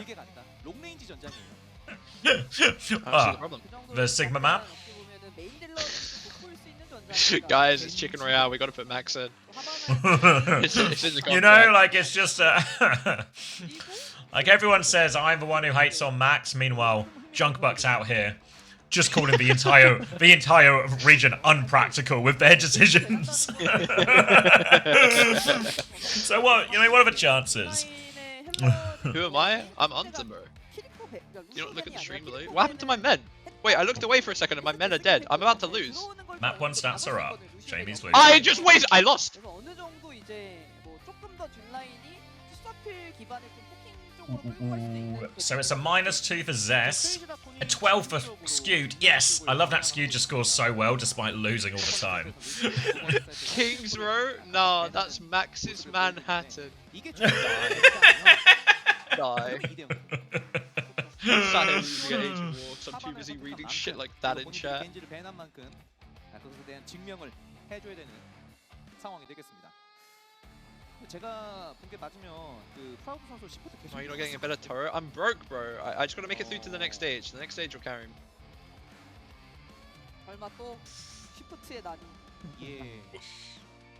Close. I mean, yeah, I think like none of Max's problems are actually related to his ability on any of these heroes. 아 중요하죠. 또 Yeah. 교체하고. It's just if you look at It's just him as a person, right? it's just you take an in-game leader out, you're gonna have problems, right? You're gonna have problems. Unless you have someone else that can step up. But T1 are a team that I'm talking about wrong team now. But yeah, but without Shu, Crazy Raccoon really need Jumpin, I think. They really need him. Yeah. CX, hate the person, not the player. It's important we make this deeply personal. I'm broke. I'm actually dead. I can't. I'm broke. I can't buy him. I leveled up too soon. Please kill him. And my turret does no damage. Can I sell the turret? Yeah, I got Ooh. 40 gold. Good shout, Lemon. I'll investigate the previous one as well. Results. Literally Nope. dead. Results. Falcons. Did Merit score big? 35? Yes, Merit. Checkmate only got 16. I was so smart to do the Merit one. My last minute flip flop is a win. 강조해도 부족함이 없습니다. 실제로 팀들이 설계를 할 때 1세트를 잡느냐 못 잡느냐에 따라서 아예 자체가 좀 달라요. CommanderX, can you please tell me why Falcons played someone today? Can he play Diva, or does Junkbuck have a personal vendetta against my fantasy? I mean, Junkbuck did claim he was going to be more practical and then has put someone in and played him on Yeah, Diva. but it's for a throwaway game, right? It is. It's a throwaway game, yeah. 매치 포인트예요. So I think when Junkbuck said practical, he means more in terms of the choice of the map or the choice of the order in which you pick modes, not having random maps be for certain players, but token series when you're playing against a team you're going to beat anyway. Probably You still mean we're not falls in gonna see the practical, Flashpoint map 2 keep everyone happy. permanently? I went on a harder difficulty and now I'm getting shit on. But yeah, we're not going to see Flashpoint map 2 in every single series. I mean, no, look at this. I mean, it's infecting the region because we find ourselves on Havana. Unana? Yeah, so T1 going to take us here. They have banned Genji, which obviously we did actually see a lot of teams playing Genji here. There was a lot of Ana, Brig, Diva, Genji type stuff going on. But the Kiri ban in response from Crazy Raccoon means they probably do actually want to play Ana. So now Vigi is going to be on this Ana. Chirong, option of the Brig or a Juno or a Wu Yang. But I think he's probably going to go... he doesn't need for Brig against Vazari. I think he'll only go Brig if Jasmine swaps to Diva. So chance to play something a little bit greedier here. And you know what? As much as Vigi, I think, has had a really tough start to his Crazy Raccoon career, on Ana, that is Vigi's hero. He's not Shu, of course, but that is his hero. And he swapped Juno, so GG. Yeah, Are you still we warring haven't looked at the a War for calendar the to Ages? see that we're in 2026 and we've gone for a spawn camp. So we're just going to instantly Reaper's die. broken. I'm telling you, bro, Reaper is so good. Like, I'm not, no joke, no kidding. Reaper is good. Like, he is good. Look, you play Reaper and Vendetta, bubble them both. How do they not? How do they, like, bubble the Reaper onto Zarya, bubble Ben onto backline? How no win? How no win indeed. How no win? T1 are going to be playing Lucio Bap here, and really the onus when you play against any double flex CPS comp is keep your hit scan alive if you are T1. But with the Kiriko band in particular, this is going to make Proud's life awfully difficult. So all eyes on that one here. If Proud and Skewed can keep themselves alive, they will win over time more often than not. But speed rings, double bubbles coming in, all sorts of problems for him to... Yeah, it's a tough one here. It is a big open map though as the first bubble goes round the corner. counter bubble out from Zest trying to boot Max in, but they just clear that first corner. Now looking for their next timing. A TP into the back, a bash in already from Chorong. They push forward more. Jasmine is on the back step right now. Everyone is on him, but Jasmine's chewed through all of them. And Brink's going to throw himself at him as well. Jasmine eventually dies to the splash damage, but they will survive that one. And just about a big enough map to kite away. Yeah.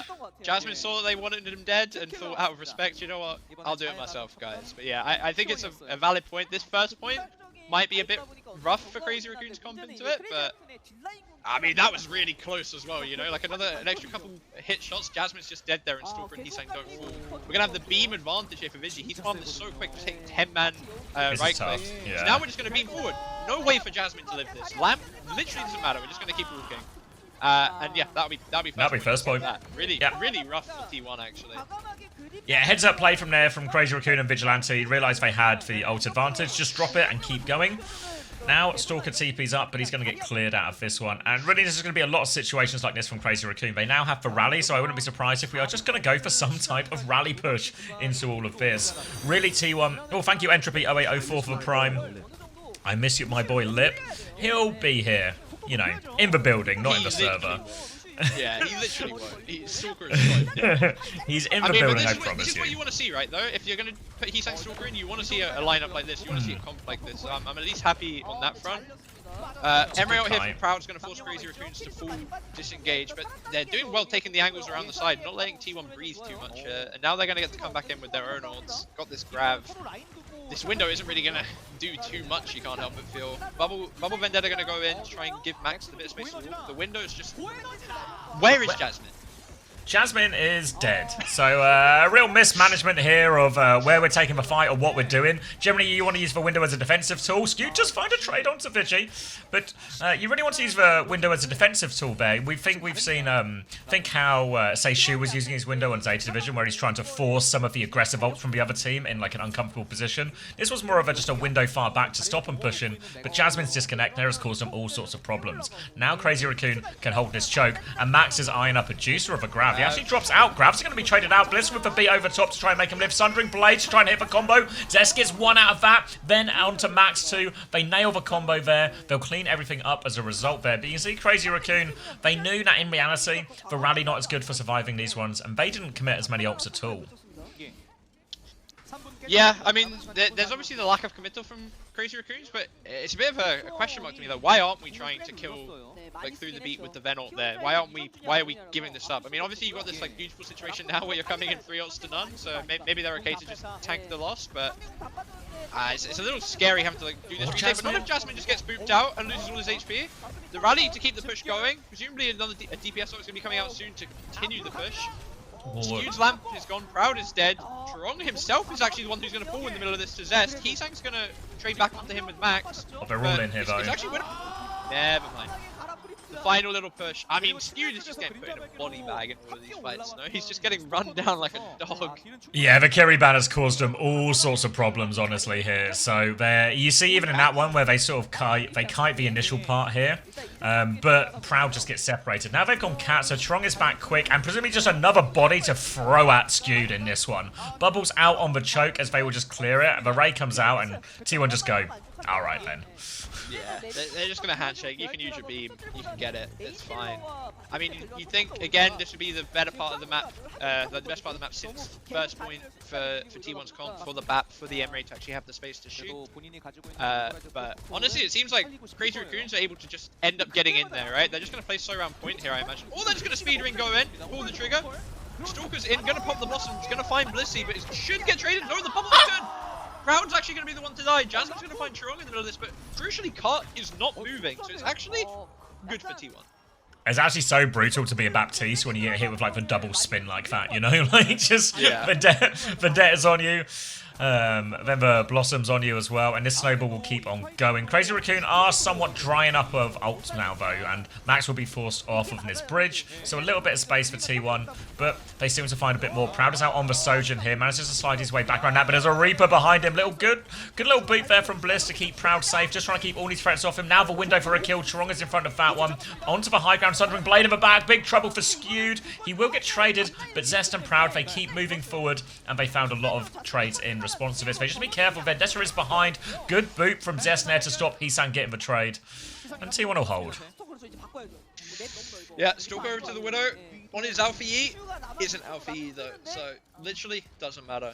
T1 though, ult's looking good though. You got the grab, you got the Vendetta, you got the beat. Crazy Raccoon, you got the support ults coming up, but you'd rather be in T1's position ult-wise right now. And T1 are actually going to hold a little bit further up with their front line here. Give their backline a little bit more room, maybe even go aggressive themselves. Double grab going to come out. Bliss doesn't It's have a the better beat, grab. It's a better grab for T1. Trades are always going to be good here for the defending team, and as I say that, they get one and then lose the fight convincingly. So maybe need a couple more trades than that, guys. Yeah, like they sort of did have the advantage, and there was a window where they would have advantage in that fight during a grab trade, and Bliss has the beat, similar to what we saw on second. But Bliss didn't actually quite have the beat, so they just sort of trade grabs and everyone dies. Now, going to be a double support ult push coming out from Crazy Raccoon soon, which means the T1 DPS ults, they need to find value. Either stop these support ults pushing as much as Crazy Raccoon want, or just, you know, shoot someone in the head, hit someone with a sword, find it. Now they come flying in, B will come in response, Vigi's going to take a big chunk, Skewed will deal with that one, the Sundering Blade does exactly that, and this raid push goes absolutely nowhere, as Zest is going to boop everyone off the map here. And now, only 40 seconds left. Yeah, I mean the problem, if you're Crazy Raccoons, is that now you're having to just fight into the most broken trick in the game. You've got a rally and you've got DPS ults coming up, but T1 are going to look to come forward, fight. Green screens breaks through my wall. But yeah, gonna fight forward, try and hit them on this walk up, maybe with the clock, if he doesn't just get dinked out by Stalker, that is. Stalker has managed to farm his ult in the middle of this, so Window's gonna come out. Skewed is the first dead in it though. Heesang doesn't quite get the kill on the Proud yet. Can he get it? He does, he's won, and somehow with just a rally walking up an open choke, CR have won a fight into a Window overclock. Yeah, it should be so difficult to cross that space. Should just be impossible, and or at least, you know, they die a lot on the way in. Max has gone into an emergency Malga now. Override protocol from Stalker as they try and finish this. We are into overtime, so they have to make it work here and now. Right click is going to be eaten up by that bubble, though, so Jasmine, he is going to start running out of bubbles now. Last bubble committed now. Big damage onto Proud, but no kills just yet, and Jasmine has soaked up a lot of this aggression. But here come the rest of Crazy Raccoon flooding forward. Pistol out. Vigilante with a huge torpedo swing takes down 2, and Crazy Raccoon will get it done in overtime. Yeah, you can't help but feel that T1 chucked it a little bit there.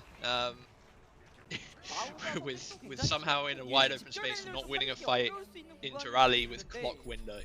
I feel like they're not expecting these. Like every single time Heesang flies in, it feels like it's a surprise right now. You know? Same with the TPs and stuff. Like they're just yeah. It's never expected. But. I doubt Crazy Raccoons will play the same on defense. I imagine Stalker will move over to the hit scan like fully for the defense. I think this is one of those comps that you can only really play when you have the ability to decide when to fight 100% of the time, which you don't when you're on defense. But I mean, hey, I like the comp. Okay, Reaper's good. Yeah, I mean, especially with the Kiri ban, I think is what really like sells it for him. In the sense that, like, so many of these situations, you know, like that fight where Proud was under pressure and he slid forward into the enemy high ground on 3rd point. That's the sort of thing that a Sojin can always do and is really nice. And if Skewed was on Kiri, he could TP to Proud, and then all of a sudden, now Crazy Raccoon have committed a lot of their cooldowns, not found an immediate kill, and actually haven't even gained positional advantage or anything like that. But because they're on Baptiste, Proud can make that move, and Skewed is just left behind. There's no great answer for him at all. So he's just too fat. Yeah. He can only go up and down, but he needs to try and go forward or left or back or something. Another spawn hold, because these teams do not know what year we live in. It's going to be another Zarya mirror. Looks like just a full mirror this time. No funny business, no Reba. Zed's going to get knocked down here early by Chirong, actually, and he's going to get traded for it. Heesang's going to die at the same time, though. Proud's going to swing out on the side, doesn't find anything. But trade in spawn here, going to be good for the attacking team. Are they back in? Going to feel the need to get back. Yeah. They're going to do so. Yeah, no problem with backing as long as they all survive. Max is that's a little bit scary, but they should be able to stabilize here. They take a bunch of damage on the way out as well, so build up those ult charge. Still just going to be another neutral once we are back to 5 versus 5. Both Zaryas with a bit of energy to work with now, as T1 will be quite happy just to keep the cart moving and then probably try and take in this top right area. You can see already, I think that might be Zest up there already trying to lock that one down. Now he goes for a bubble, not into the back line, but just onto the Zarya. Can't find the boot back in though, but Jasmine's taking a more aggressive position off this, just trying to spam out the back line. Nothing will give yet. Both Rays about 70-odd%. Yeah, Zest is just dead. Looking for the rundown here from the rest of Crazy Raccoons. Going to see if they can get anyone else before they make it back to spawn. Could even go one more if they want. Heatsank's going around the side to do so. Just going to run into Brig. Just going to be a reset.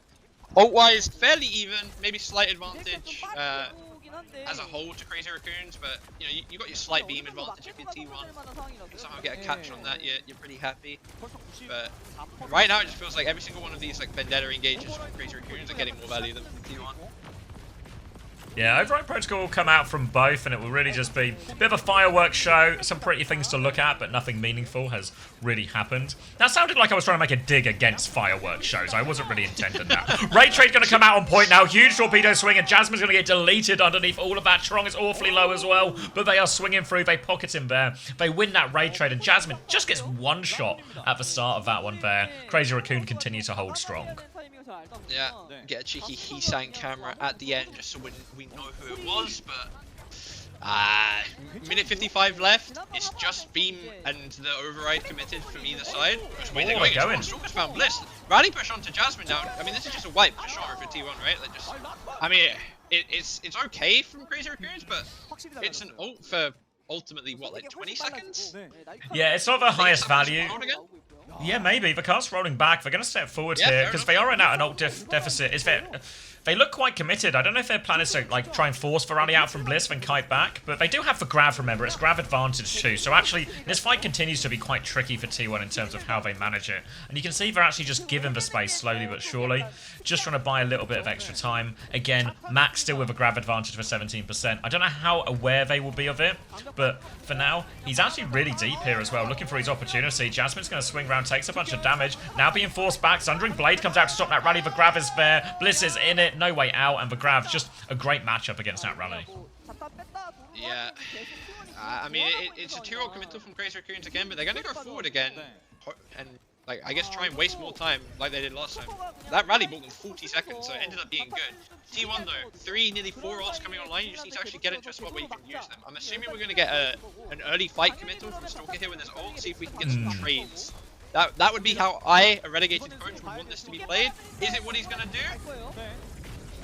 Kind of. Proud's going to start as well, so they're going to try and sort of match up in the sky for now. Just fairly even trade of everything. Means no one can really push, but as these override protocols will expire, there is a grab available. They're just going to drop the Ray, so the grab comes out immediately, which means the Ray is moving away from him, but Heatsank's found a kill onto Bliss. Zest will find the trade with the combo there, but the Ray push is doing so much. Now, they're going to... Scooter's going to try and respond because, well, he has to. They are out of time. All the trades for him, very difficult. They will kill Vigilante. And there is a chance, but they had to burn everything for that, and Trong is coming back with Rally. Yeah, I mean, it's such a rough spot, right? You're coming back, you have a Rally disadvantage. You're going to just need Zest to find something here. Just You're need going a to need one-shot a the Proud Brig. nade or just a Zest one-shot on anybody. I mean, even anybody might not be enough with the Rally there, so yeah, hopefully you get it onto Churro. But he's shown himself early, and Proud is going to eat a nade early. And now the rally up. Stalker's just killed everyone. Yeah, Stalker's just killed both DPS. Like, you saw Churong doing everything he needed to do, get into position, you know, the first bash to close the distance, stop the point. Now I can get a bubble on my rally push. Meanwhile, Stalker's already killed the entire T1 DPS line for you, so nothing left to do, really. And another good whap for Crazy Raccoon. That's 2-0. Yeah, I mean, ever since that first round of Oasis, it's not looked particularly good. Stay on 15, thank you for the tier 1, my friend. Appreciate you. But yeah, it's been all downhill since university. Everyone needs to get back to college. I'm going back to Asia. 나오다 보니까 인게임 리딩에 대한 부분 분명히 문제는 없을 것이다. 실제로 그런 모습을 보여줬었고, 근데 이어지는 두 번째 세트에서 맥스가 투입이 됐는데 달라진 거는 없었어요. People crying out for Donghack. People crying out for Donghack. 근데 플레이가 달라졌습니다. 훨씬 빨라졌고, 훨씬. Yeah, we'll be. I need to go do some chores after this game, so I need to go to the shops. I need to. I might have a cottage pie. Should I have cottage pie for lunch? Yeah, maybe cottage pie for lunch. I haven't had a cottage pie in years, you know. Yeah. 예. I've started doing it so I don't like fall into the max trap of just order a billion food. But Is he just a perm orderer? Do I need to lot? yeah, you need to order immediately. Max still shit CX? Yes. For this regular season win against T1 on a Havana has not changed the evidence and the opinion I've built up over the last 3 years.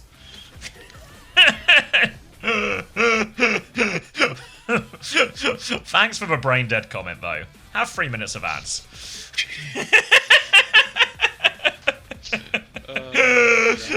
Literally. Right.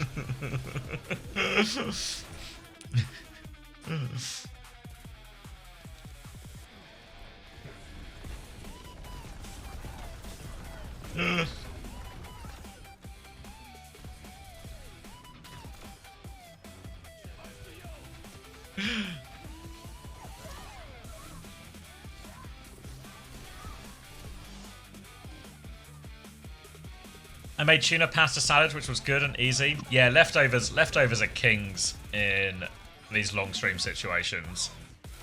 I've got leftover curry and naan bread to have later. Nice. Are you live on YouTube? I sure am. You want the link? I think that my local Indian place probably like severely judges me because I don't order curry from them. I make my own curry, but I do order the Peshwari naan from them because it's so good. And I've tried making it. I haven't tried making it the same, but I know that if I tried making it the same, I wouldn't be able to do it. You sure? My wife makes a really nice naan bread. I'll send you the recipe if you want. Honestly, do because Yeah. it would really help my bank account.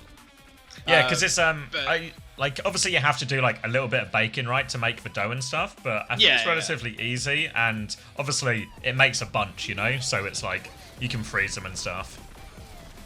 Yeah, I mean that's what I've got right now. I've got 8 Peshwari naans in my freezer. I wait 2 months. You order in for- batches. I do, yeah. I wait for Eats to give me the deals. To give me the deals on like, oh, you know, we'll give you Uber One for free and we'll give you a big reduction on this, right? And then I just order like 10 naans at once. Yeah, that's what I do. But if the recipe is good, I'll steal it for sure. Yeah, no, they're really good. As long as I can just make it a Peshwari naan. It's the Peshwari part that I need, you know? That shit is crack. I order Chinese food, but I make my own rice. Why do you make your own rice? Just because it's like hotter? It's so expensive. It's so expensive. Yeah. I I don't know. I feel like if I'm ordered ordering curry takeaway, I'm just spending money. You know what I mean? Like I've committed to spending money. So No, I get that, but it's like if I want to get proper food from this takeaway that I get the naan from, right? You know, the naans are like 3 or 4 quid a pop, but then the curry itself is 12 quid, and to get just plain white rice with it is an extra 4 quid. And 4 quid for like 2 portions of rice is insane. yeah, Chris says he does the rice tech as well. Yeah, you have to do the rice tech. I mean, I've ended up on the curry tech as well, and just getting the naan. So I'm slowly but surely just making the food myself. But it has I to mean, be done. I agree. I agree it's criminally priced, but it's just like, you know, invariably when I'm ordering food, I'm ordering more out of convenience than for like a nice meal for the most part, you know? No, so it's all 100%. about ease. It's all about ease. Yeah, but the thing is, it's really easy to just put some rice on. I say that, I burnt rice the other day in my smoke alarm, but it's pretty easy to just put some rice on. Rice cooker is like a 30-second method. I don't have a rice cooker, but I have one of those microwave things, which I feel like I guess is sort of principally the same. Microwave thing. Yeah, I mean, Well, no, especially like if the microwave rice things you know like the I packets don't- like a microwave. Yeah. No. Like you just put like just normal rice in it. Oh what? Yeah, I'm sure there's a I word don't for know it, that. but it's just like a thing. You measure out the rice, you measure out the water, then you put it in, and you just microwave it, and it always comes out really nice. I actually didn't know that. Yeah, I get what you mean. Yeah, I don't know what the technical word for it is, but I feel like that's probably really akin to a rice cooker. I mean, I could get a rice cooker, but it's just another thing to fit in my kitchen. Yeah, that's the problem too. It's ain't I'm that also big. such a pasta head. I'm such a pasta head. It's like That's the head. if I was gonna. Why is that funny? Why is that funny? Why is being a pasta I'm just, head? no, it's just because Chris linked it, and it's from a site called joybuy.co.uk, and someone said not clicking that virus link. But like I like pasta so much, and I eat so much pasta like compared to other stuff. Like rice isn't a top one for me anyway, so the idea of like getting a rice cooker feels a bit. Yeah, someone says, so one cup of rice, 2 cups of water, and click a button, and you have rice in a few minutes. Yeah, and that's how the microwave one works. I put rice in it, I put water in it, I put the lid on the tub, and I press the button. I mean, that's just how you do it on the hob as well, though. Yeah, no, but like it only takes a few minutes as well. So I feel like I've kind of just got the same thing then, or like something that does a similar enough job. That's how all rice works. It's not microwave rice, Ben! You guys are saying... I've literally said this so many times. It's a... Is it microwave patches of rice? No. I might demod you, Ben. This was so... I'd demod you. Demod you. Fucking got the preds wrong. Stupid man. Demod him. Ban.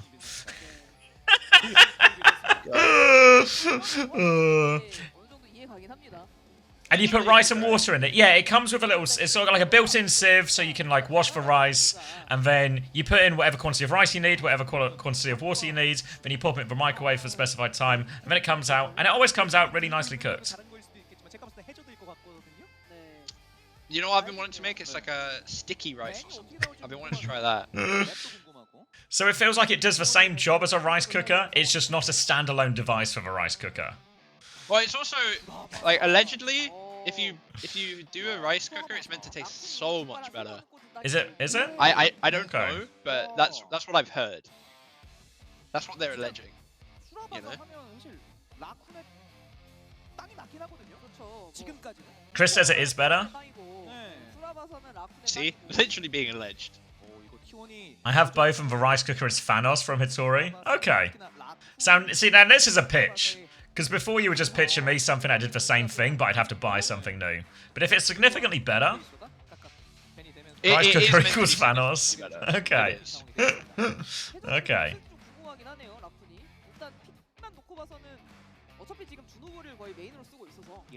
Yeah, exactly. I also don't eat enough rice dishes to warrant a rice cooker, but if I got a rice cooker, I probably would start eating enough dishes to warrant it, you know? So I'm trusting Hitori on it. Hitori has both, and Hitori says it's better. Hitori is the science in all of this. I've never heard someone say it's worse, you know? Yeah. Like, I've never heard someone make that claim, so by that logic, it's probably better.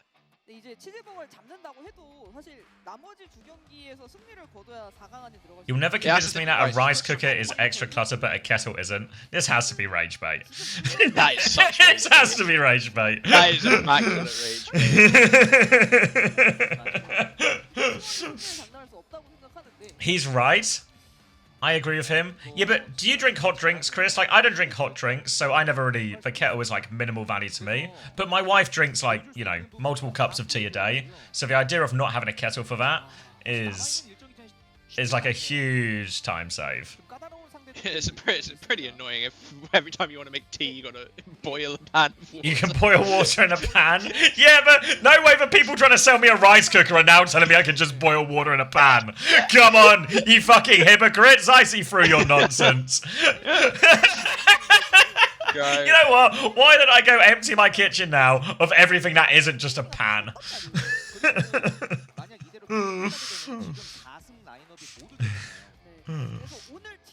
Yeah, I mean, if I got a rice cooker, I've got like a galley kitchen, so mine would have to be like in the cupboard until it's needed a job. Just like, you know, the ones, it's just like a long, thin one. Okay. I think I might also have a galley kitchen. Right, Chris is saying, reckon you need a rice cooker, microwave, air fryer, and a kettle. Yeah, I've got kettle, microwave, everything except for rice cooker. An air fryer. Just get an air fryer, mate. Not an out. Are they? I mean, to be fair, I got mine. You remember Dan? When he was moving countries, he just gave me his air fryer for free. So maybe you can find some guy called Dan who's going to live abroad. I mean, and see if he's have giving a brother. away his. I have a brother, and he has an air fryer. So I'm most of the way there already. Yeah. Okay. Sorry, for context, my brother's name is Dan. So like, it's 2/3 of the way there. Toaster is a luxury good? Now you're crazy, Chris. I feel like toaster should be in those like core appliances as well. It should be in the core, but for me personally, if I could get rid of my toaster for an air fryer, I would. I barely eat toast. I have it like every time when I have the sausage sandwiches before the streams, I like little toasted bread. I'm not really And the wife will have like eggs on toast or like some kind of what do you call them? 25, It just works. 23. Just works. Like a toaster Alright. or a rice cooker or perhaps a kettle. Malga versus Doom Anna Wuyang. Alright, T1, swapping it up. I love that from you guys. Don't play Vendetta with this into this. That's my relegated coach take, but we'll see how it goes. Gonna be early point control here for Crazy Raccoons. T1 gonna be looking Oh, to play Dong's in. very Wait. wide. Dong's in. They're playing. Oh shit, yeah, I didn't even realise Yeah. it's Dong hack. Should we? Dong hack in on Doom.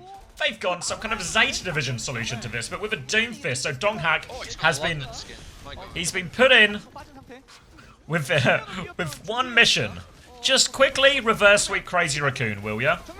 He's going to be juggling the point, but he is slowly but surely forced out. He has a big punch now, so there's a bit of a timing if they want. But Jumpin, he's going in. A little round, but he is half HP here as they try and chase him. But Wuyang's doing a lot of damage. They try and peek back.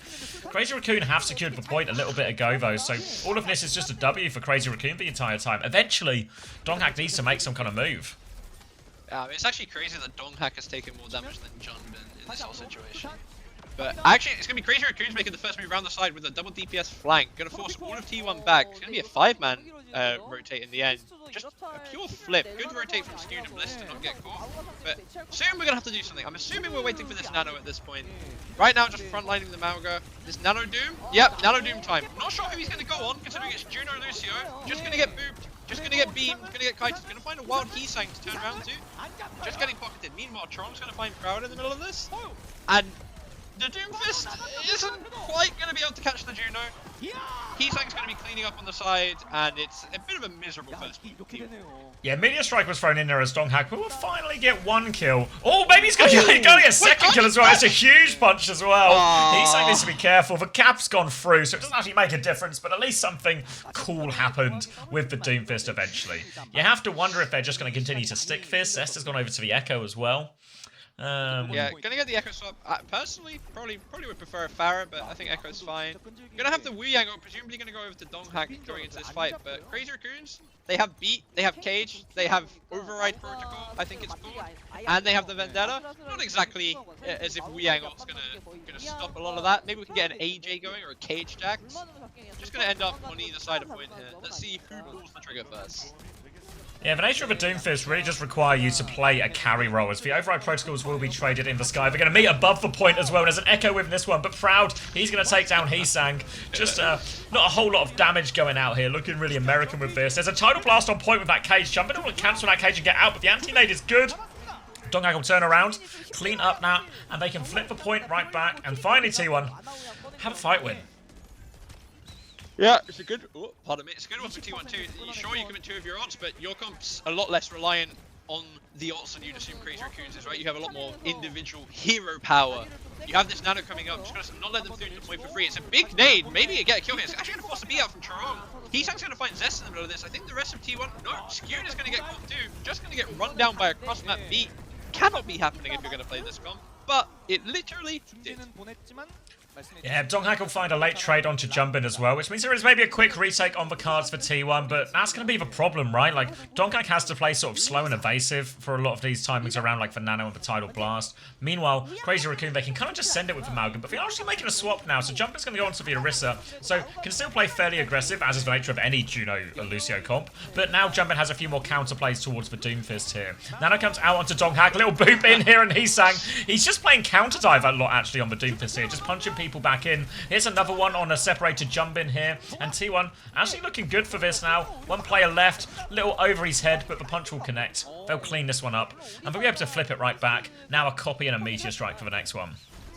Yeah, really happy if you're T1 there. Like, you get it just for the nano, and again, you've got this awkward walk-in for Crazy Raccoons, where this time they don't have a beat get out of jail free. You have to cross into the nade, you have to cross into this, like, 4-man spam that you're going to get, and Donghack cycle. He has a get out of jail free card. Should be a really, really tough cross for them now.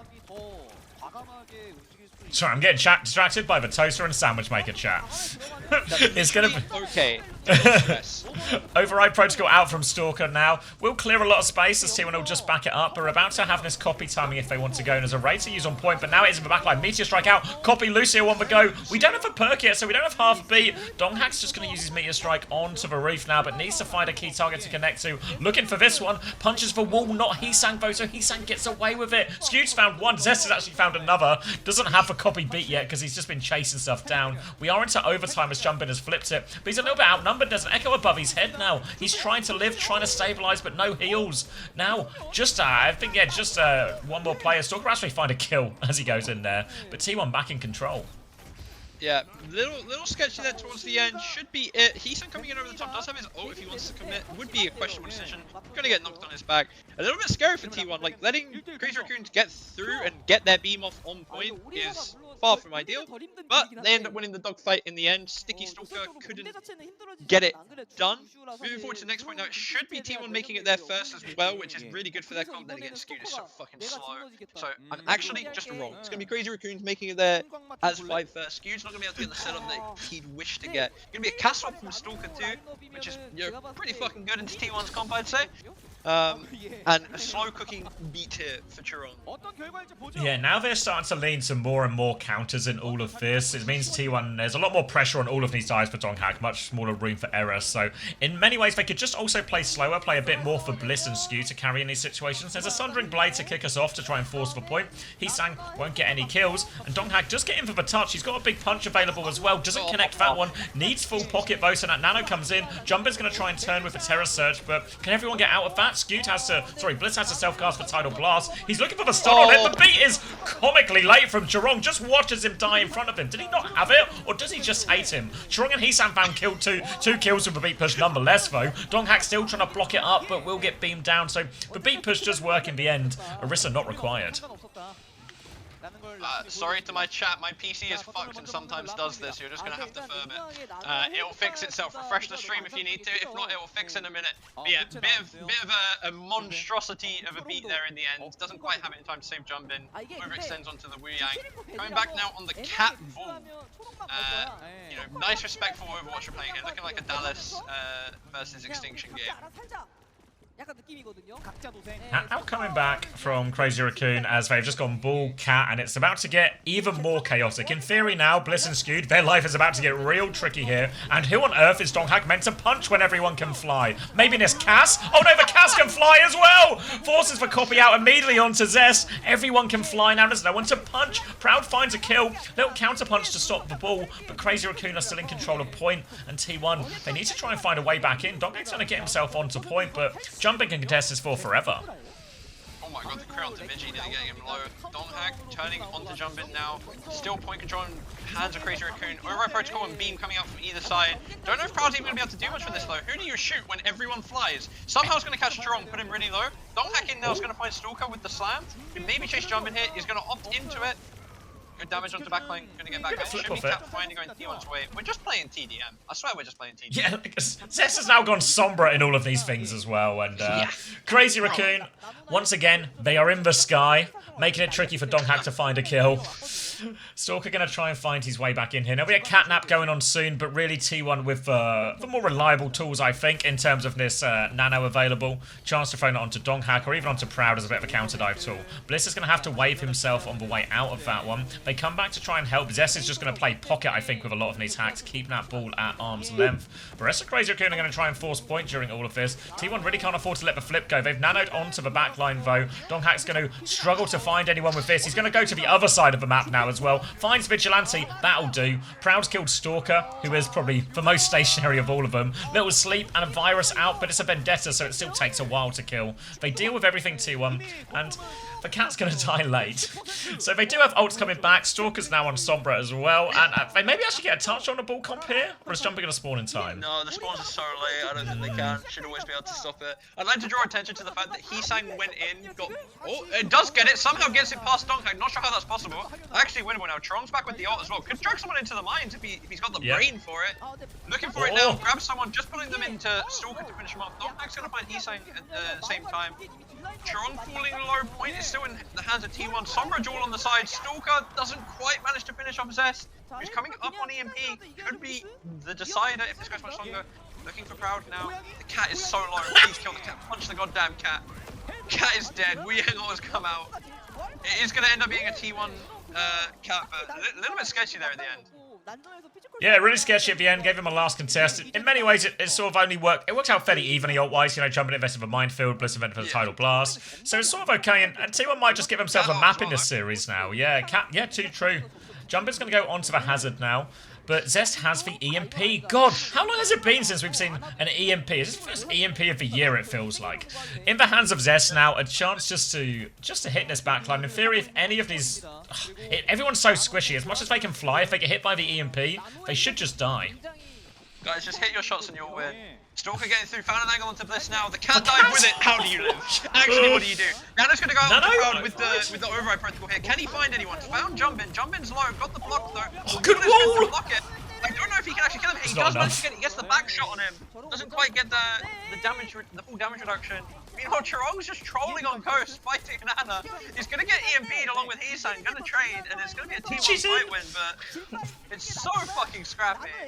Yeah, so scrappy, and actually Crazy Raccoon I think will be quite happy with that, because that was a Nano Override Protocol EMP just to win a fight there. So it is a crazy investment. Heesang's now going to go on to Cass as Crazy Raccoon do a flawless trade of who the hit scan is. Never Lip, apparently. It's going to be Stalker coming back with EMP and a Ray in hand of Vigilante as well. So now it's Stalker's turn to try and find an opening with this one. But they actually just killed Proud beforehand as well. Yeah, they've got themselves on point. Sleep onto point. Donkhack into the backline. Here kills Heesang before anything. Stalker's trying to counter out Zest. Finds that one. Meteor Strike on the rooftop now. The flip has gone through for Crazy Raccoon during all of this as the Ray comes out. Punch from Donkhack doesn't really dislodge Jumpin. So it looks like T1 will just cut their losses. They'll lose Zest a little bit late. They'll wait for Zest and have their own go. But Stalker, EMP still in hand.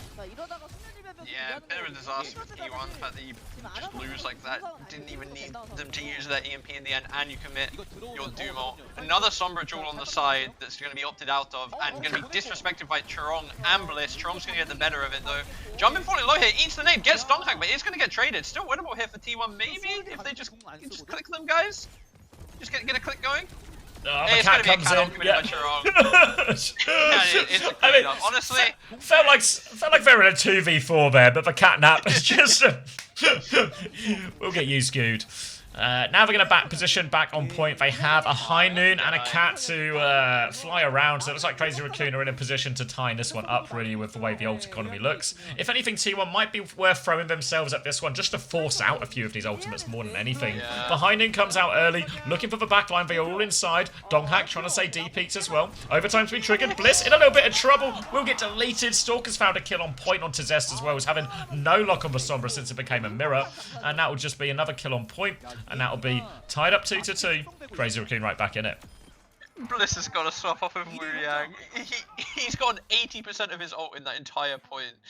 Problem is now he's got 80% of the ult. And now he's got the ult, so he has to keep it. But he only gets to play the game when he has ult and gets to ult himself. It's so bad. He's got to swap. Big Blissy has got to swap. Crazy Raccoon still have the CMP. They have a beam slow cooking. They have the downfall. T1 probably expects like a nano overpour here, but again, the Bliss ult is gonna get forced if he doesn't die. So you might end up overcommitting here if you're not careful. Override, nano override from Proud actually now looking for huge damage, turns his attention towards Jumpin, might just be able to kill through all of it. The nade comes through as well. Zest manages to go down 2, low HP. Oh, can't fight Fred for splash damage through there, Proud. It's only a 1-for-1 trade, but tank advantage. Bliss actually uses Tidal Blast aggressively, but no, the Cass is in the sky. He can't hit the stun. Everybody can fly these days. Donkhack will still push into this Ravo, dislodging it for Proud to get a kill. There's an EMP on point though, drops that one onto Donkhack. He's in big trouble now. The EMP will turn the fight. No chance to drop that Meteor Strike. Zest's trade will be just that, just a trade. And Crazy Raccoon win an important first cap. 첫 싸움이 Please 중요하다고 stop, 말씀해 Mercy. 주셨는데 이건 I 라쿤이 can't watch another 2 minutes of Wuyang retake into this comp. It's not possible, okay? It's not possible. Try anything. Literally anything else. 이것만 안 Isang has the Deadeye again. You can't help but feel we've got another cat Deadeye coming in, and this point's a lot harder to hide than it was before. EMP then, though. EMP counters for Sky Yeah, Moon, EMP, right? we've got Punch, we've got Sleep, we have answers, Okay. but none of them are great. none of them feel super I think great. EMP's good, surely, right? 근데 Yeah, Alright. probably. Here's for Is he High gonna be able Noon. to Get it? No, he's gonna run away. Sleep misses the Deadeye though. Gonna just get dropped in onto Scoot. They hit the shots and Bliss is just dead God. again as well. EMP out from Zest to try and trade He can after. get 2 He's gonna get trades. it. Player Trade on advantage. the other side from Proud. Yeah, really winnable hit for T1. Zest is low, but they have the HP advantage. It's a 2v2. advantage for CR, but should be winnable. And yeah, Proud's flank found the trade and just the angle at the end to get the damage onto Midgie and Jumpin. Good enough to get it done. Bliss is still on Wuyang. Yeah, great counter dive there in the end from that EMP from Zest. It felt like it came through a little bit too late after backline had been traded, but just gets those 3 kills, and then after that 2v2, T1 win both of the duels. They actually had to win that fight, because that was last fight if they didn't win it. Last fight in the series. Now T1 in another must-win situation. Chorong is going to have the catnap, and remember, there are lots of places you can drop people into now. Donghak has the Meteor Strike, harder to get consistent value in, just needs to find a way, connect one of these punches, dive into the backline. Catnap there, Sleep goes wide, Skew will be dragged off the map, no saving him, player advantage, and now T1, they need Donghak to do everything. He's going to land on the point, Heesang is half HP, the pocket is there, it doesn't stop Donghak, but now he is so low, another punch to keep himself alive. Jumpin's actually quite low, Proud swinging the other side, can he find the kill? Bliss can, they found the trade, they're still in control. The Cat's trying to force the point, override protocol available from Proud, but they're going to play for retake. Yeah, I mean, Skew maybe dying early there actually is a blessing in the end because he's going to have the nano for the next one. Crazy Raccoon, you've only really got the down point. You got the beam coming up and maybe a late Deadeye, but not in the time that matters. They're going to go for another cat flank. They know they have to do something. They know they're going to lose on ults. Bliss saw this one coming though, has his ult coming up too. Proud's now going to pop it. No nano through to him yet. Skew's still holding on to it. Downpour's going to go down onto Proud now. Heesang, goodbye my friend. But Stalker's managed to trade Skew. So much damage. Bliss still has his ult. Jump instead. This is last fight. Like, there is no recontest here. Like, really, can they get any more? Can Crazy Raccoon's touch? They've got right. 98 on the EMP. Beam down on point now. Midgie's just dead though. Chorong's gonna get the trade onto Bliss. EMP for Stalker, but he's 14 HP. Dead to Proud. Donghak's back on ball, styling on Jumpin. Jumpin's low, should be able to get the touch, but it feels really hard to actually. Yeah, it feels really hard to say that they have a chance here. Chorong's still one more touching. touch. Maybe we can't. Cat. Never mind, Cat is gone.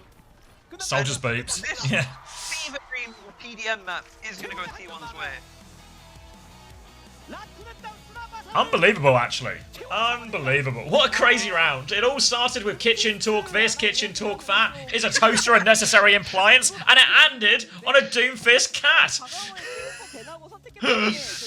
I was actually, yeah, they just committed to the nano override protocol and it clutches up, honestly. Yeah. What It's chaos. actually, it's so boring if you're Heesang, no? And it's like, oh, he's using the best ult in the game, maybe I can 1v1 him. Then the nano just comes on over the top and it's like, oh, I'm just dead. And then Wait, let me get it. you're jumping, you look up at the sky, you're half HP, there's just a nano protocol above you. How do you win? Donghak in, Donghak win. Very true, chat. Alright, I'm gonna go piss. No worries. You're saying Bliss Ajax as well. Hitori was saying. で Oh, hold on, let me. まあそこは噛み合わせが悪かったですね。いやこれで2対1ですよ。まだ見れますここの試合。はい。 Oh, it's also さ loud. あそれで Also はちょっと loud. インターバルを Chill out. Whew. Okay. First fight, last point. Yeah, Hitori was talking about an Ajax, and then there was a Bliss one as well. So let's go into the replay machine.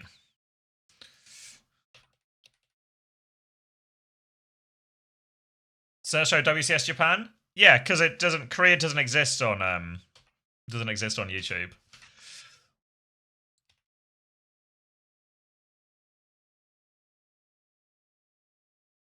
Oh boy, God, it was such a chaotic last fight. Kitchen Fury Crane and Ajax, I know, right?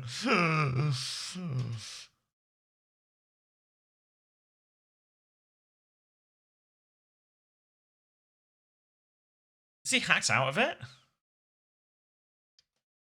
It doesn't look like, it feels like I should be seeing it. When we swap POV, it feels like I should be seeing an animation here. Like there should be something from the sky, right?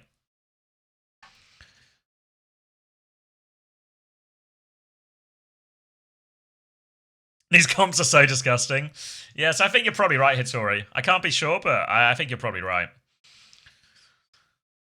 Kind of insane to give a cancel, really. Like, it feels like a pretty small window on the timing. And then...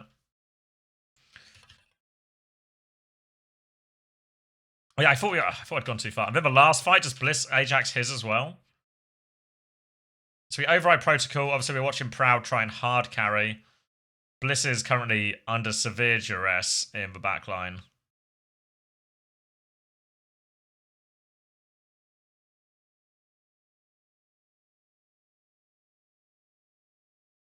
They one-shot the Ray. Bliss is going to get hacked. He Tidal Blasts, presumably himself, right? He actually self-cast for Tidal Blast and it doesn't go off quickly enough. This one really could have come back to bite him. You know? Really could have come back to bite him, that Charong and just the whole gang, I guess, like Stalker, Vigi, everyone involved in that, on that Bliss. So even that fight, we're just looking at the last fight again. Bliss Ajax, he's Tidal Blast. So for one situation where he can play the game, he actually Ajaxed it as well. So it could have been even worse. I mean, Charong was catmugging him in value throughout the map. Yeah, Strong was kind of... I mean, once it just becomes this nonsense...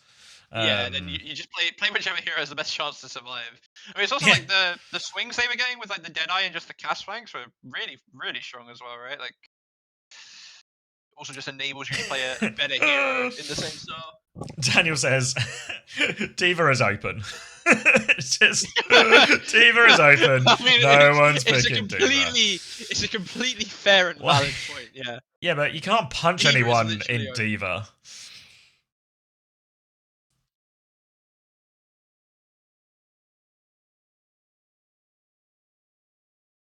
No Diva players in this household. Yeah, but this is the sort of comp where I feel like you don't even need to be good at Diva. You just kill stuff. Am I transparent again? Why is he transparent? Am I just fading into the ether again? You know what? It's just the lighting, guys. Literally, the sun is out. It's Scotland. I thought it was nighttime. It's great. Oh, sorry. It's Melbourne and it's nighttime. The sun is set. I forgot. If only there was a hero that could counter Fly and High Noon or kill double flex support. Yeah, like by punching them in the face or something, right, Daniel? That's what you're thinking? Yeah. Just go Doomfist. Oh, no, you know what he means? He means Widow. He means Widow, because you can just shoot them. Oh. That's what he means. They call that a chronic tech. Diva is hard countered by Cat, I feel. Yes, it is. Turn me up a bit? I can turn me up a little bit. Astro is Team Toaster. How often did the wig fill vary? I mean, a toaster isn't essential. Like, I think toaster's essential. It's not an essential to me personally, but like a generic kitchen, yes, it's an essential for sure. Yeah, I feel like because toasting bread without it always feels like a much bigger inconvenience if you have to just use the grill. Yeah, I mean, no one wants to be sat there doing the grill. You know, like. I use my toaster almost daily. Yeah, I'm probably in like for 3 times a week. I guess my wife will use it as well, so we're probably around about sort of 7 times a week use. Do you put your toaster in a cupboard or on the counter? What do you take me for? I'm on the counter for the toaster. Who puts a toaster in a cupboard?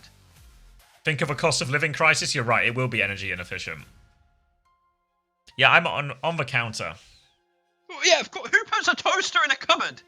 The problem with, because we have like a galley kitchen, as I know it feels like I bring this up all the time. Have you mentioned that before? Yeah, I feel like I bring this up all the time, but because there's limited space, you know, lots of appliances will just live in the cupboard until they come out.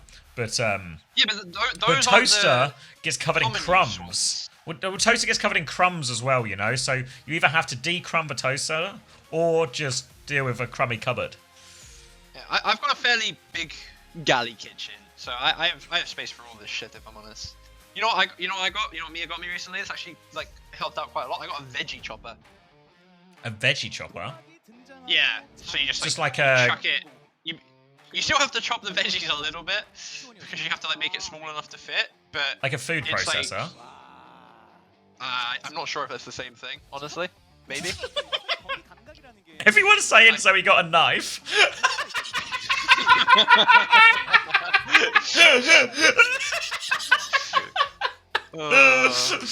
Jamie has discovered a knife. So I've But got this sort of basically- sharp metallic object, and I can turn the vegetables into smaller pieces of vegetables. Okay. I'm going back Can't to have Asia War. anything. I'm going Can't to have Angry anything. Neighbors actually. You ever play Angry Neighbors? 계속 좀 체력 압박을 꾸준히 넣어주던 Do you ever play Angry Neighbors X? Not that I remember. 여기서를 내리고 같이 교환 Maybe it's one where I don't have a name, but maybe I recognise it. I'll have a little peep on your... 이제 교환 보는 속도가 돈피스트가 나쁘지 않았고요. thank you, Haters Luck 1, for the 12 months. Tier 1, thank you very much. 나노 엠네에도 몇 번 성공을 하면서 이야. I don't remember this game. 팀 탱커들 준빈 동학으로 계속 이어지게 되는 두 팀의 대결. 야, 진짜 이 그림 너무나도 오랜만에 보는 그림이라. 근데 그냥 리스펙 밴 하면 될 것 같거든요. 예, Okay, I've lost interest in this. 블리자드 월드. 그렇게 Get 이어질까요? tanks again. We're going to Blizzard World. 넓은 전장이라서. So weird looking hunter. 우리나 윈스론 내가 안 밀리는데 생각하면 One sec. 그러게요. Waiting. 팬이네요, 라쿤이. Alright, Blizzard World, a Winston ban, an Anna ban. Presumably there's still some sort of jump-in shaped person in the lineup for this Winston ban. 근데 이러면 사실 기존에 And I guess the question is, now T1 won that nonsense dogfight game, is the intention just to play for more of this nonsense? 그러면서 분위기가 좀 미묘해졌고 그리고 It feels like the sort of thing you can't really force to happen, you know? 네 번째 세트는 어떻게 될까요? 경기 만나보시죠. But maybe we're just gonna handshake some nonsense. It wouldn't be Okay. the first time. The hair's back. I'm still transparent though. I just have to keep changing my fucking green screen as it gets brighter outside. Okay, so now it's going to be Blizzard World and You don't Anaban cook. from Crazy Raccoon, because obviously T1 were playing that before, so T1 will play Kiri Wuyang instead. A Winston ban from T1. Donghak is going to play Zarya, and Jumpin is going to play Diva, 만 좀 악에 받쳤었던 because this is all deeply unserious. 야, 구업 대결인데요. Jumbin's on Doom, right? I mean, she's gonna scout. Surely this Scout. ends up just being a Zarya mirror, right? Like, Yeah, but why would it end up being a Zarya mirror with our Donghak jumping in? 구업도 바꿀 거예요. You know? I mean, it's a good question. It's a good Blizzard question. World, He's gonna you go know? as with, 약간의 I mean, he's gonna go. Okay, for that because hazard he's- makes more sense here, yeah. Yeah. I think Donghak will probably just end up mirroring him if he goes down He's gonna go without too Doom, much bro. ult charge. He's gonna go Doom. Alright, so T1 It's Wuyang fighting from for this their again as well, lives. actually. Yeah. Like worth noting. Like no Lucio, so lose on the ult economy. Should be fun. But Crazy Raccoon's just gonna get the entire map for free essentially. They've just been allowed to walk up completely, even though they're playing into double flags. But I suppose you don't really have much more poke than they do if you're T1. And Okay. Yusang's dead. Okay. Just takes the 1v1, get smog. Zest sweep. T1 sweep.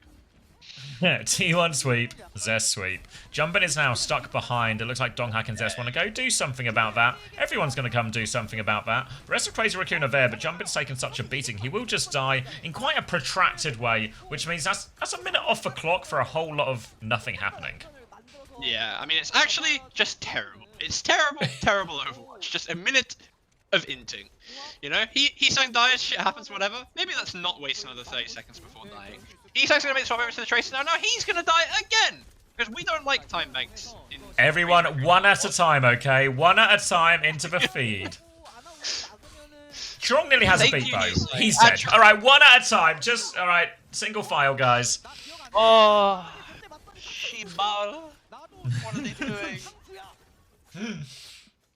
Alright. These guys, this used to be the gods of Overwatch. Look how far they've- People told me this is where Overwatch peaked. It's going to be a Kitsune rush for Vigi. Chirong nearly has the beat. And this is the scary timing for the Kiri Lucio comp. Crazy Raccoon just needs to successfully walk through the doors without losing someone immediately. They're going to go right-hand side as well as they do a giant pivot. T1 don't have great ults for this upcoming fight. Really, they have the Tidal Blast now, but they start with the Override Protocol, so Jumpin is just going to be dead. The beat is late! Oh, disaster for Crazy Raccoon. And boy, have they taken a long time for this disaster. There was a Tidal Blast used defensively on Donghak, and he will help get those clean-up kills. So, ends up being a 2-for-1 ult trade, but really, from the T1 point of view, the beat push is the scariest one to deal with. 비트를 써버리면 Yeah, don't know if that was good from Blissey, don't know if it was needed, couldn't quite tell. Chirong's swapped a Life Weaver to pull people so they can go back for a quicker attack to make up for that minute and a half lost before.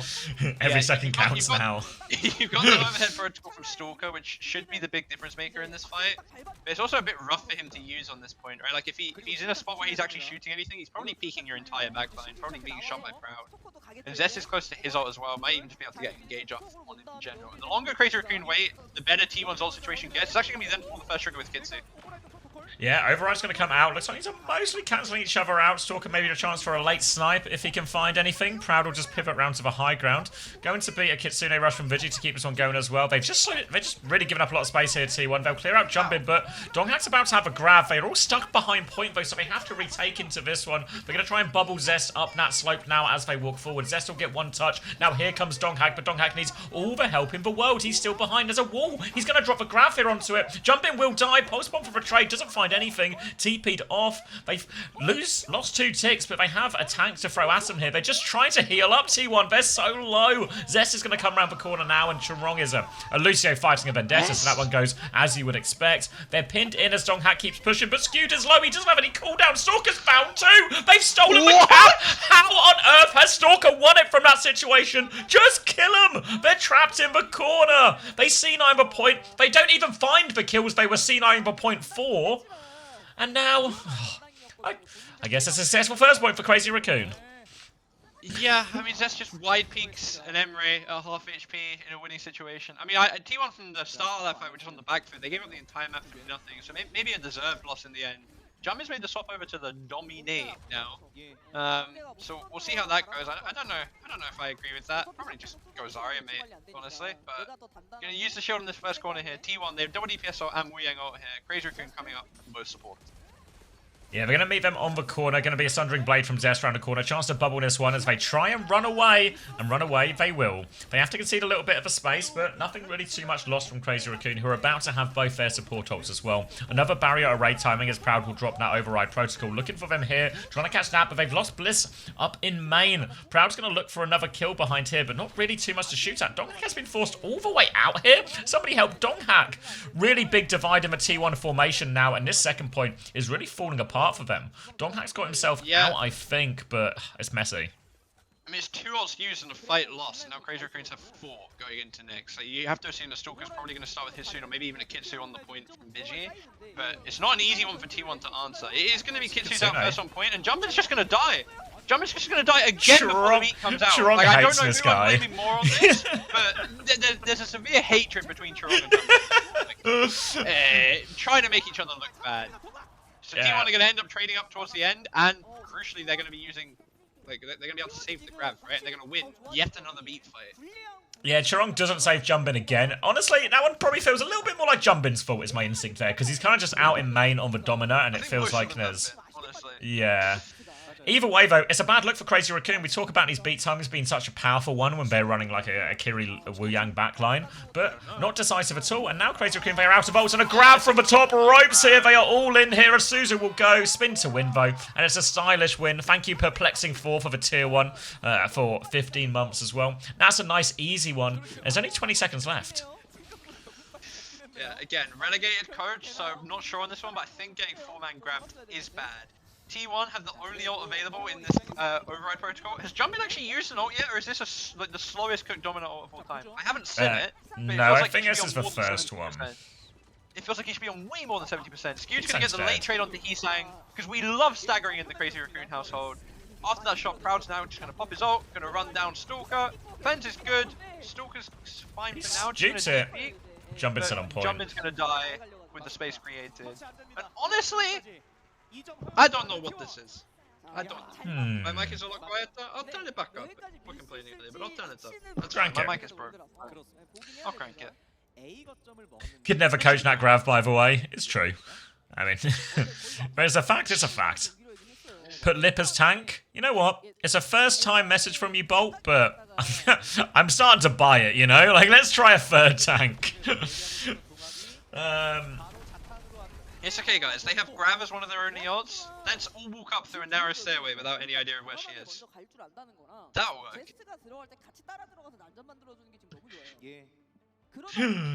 Okay, so kill feed stat lines going to very much reflect what we just saw. Donghak sitting at a pretty 17-1, skewed on only 1 death as well. Strong's 1 and 5. Trong is 1 and 5, which is getting pretty close to the number of beats he's hit onto Jumbin as well, honestly. He does have 2 more damage than Vigilante though, so he's got that going for him.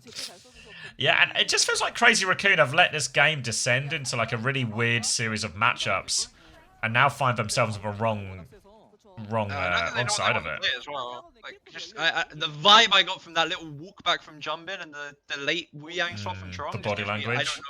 I don't know what I want to play, you know. We're not sure what to do. It's not working. So, because presumably they wanted to maybe dom defense here before, but maybe after that round they've given up on it and they've ended up on Mauga. But if I'm looking at the comps, surely if we just go Kiri Lu, T1 comp is just infinitely better. Hey guys, it's 2024 and Crazy Raccoon is dominating the world. I wonder how they'll perform the next 2 years. Thank you for the first time wake up from coma. I'm glad for... Don't worry, it'll be fine. Mauga on the defense feels a little bit awkward here maybe, especially with Fakiri Wuyang as well. But we'll see how it translates. Donghak on the Diva also isn't a hero he's particularly known for as well. So multiple question marks all over the place here. They are going to just go for the high ground. Zest is going to go right-hand side. Heesang is marking that now as Donghak's going to go left. Looks like Donghak is going to split from the team. They're trying to force a rotation into Donghak's clutches, but they're all going to peek Donghak here. So Donghak's going to have to just slow it down for a second back, get topped back up.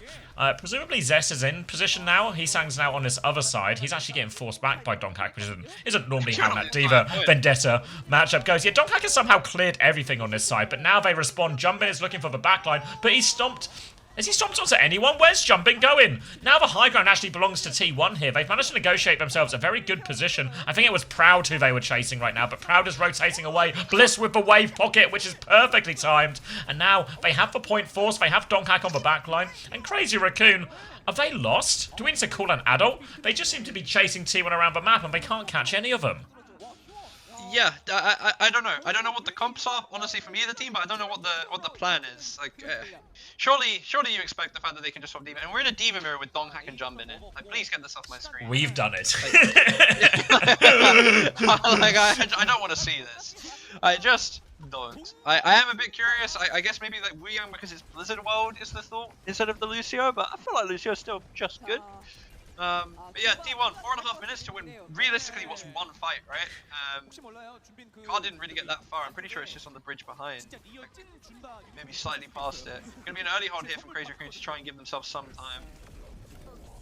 Alright, Override Protocol comes out as well. Quartz asks why they're not on Zarya. Like, honestly, Quartz at this point, these comps are about as reasonable as we've gotten in a while, so I think we'll take what we can get. Proud's going to get a late kill onto Chorong here as well, as that Kitsune Rush was out, so T1 are going to keep rolling it forward. Remember, as you can see on Donghak's right, it's basically one fight territory here. It's going to be a tidal blast to try and chase this one off. No escape at all. Donghak will confirm that kill on the Diva as well. He's forced for TP out. They need to start thinking about a touch real soon here, Crazy Raccoon. They don't have a lot to do it with. Yeah, they have the Wuyang ult, which might help, but Donghak's doing his best to try and either force it early or just make it rough.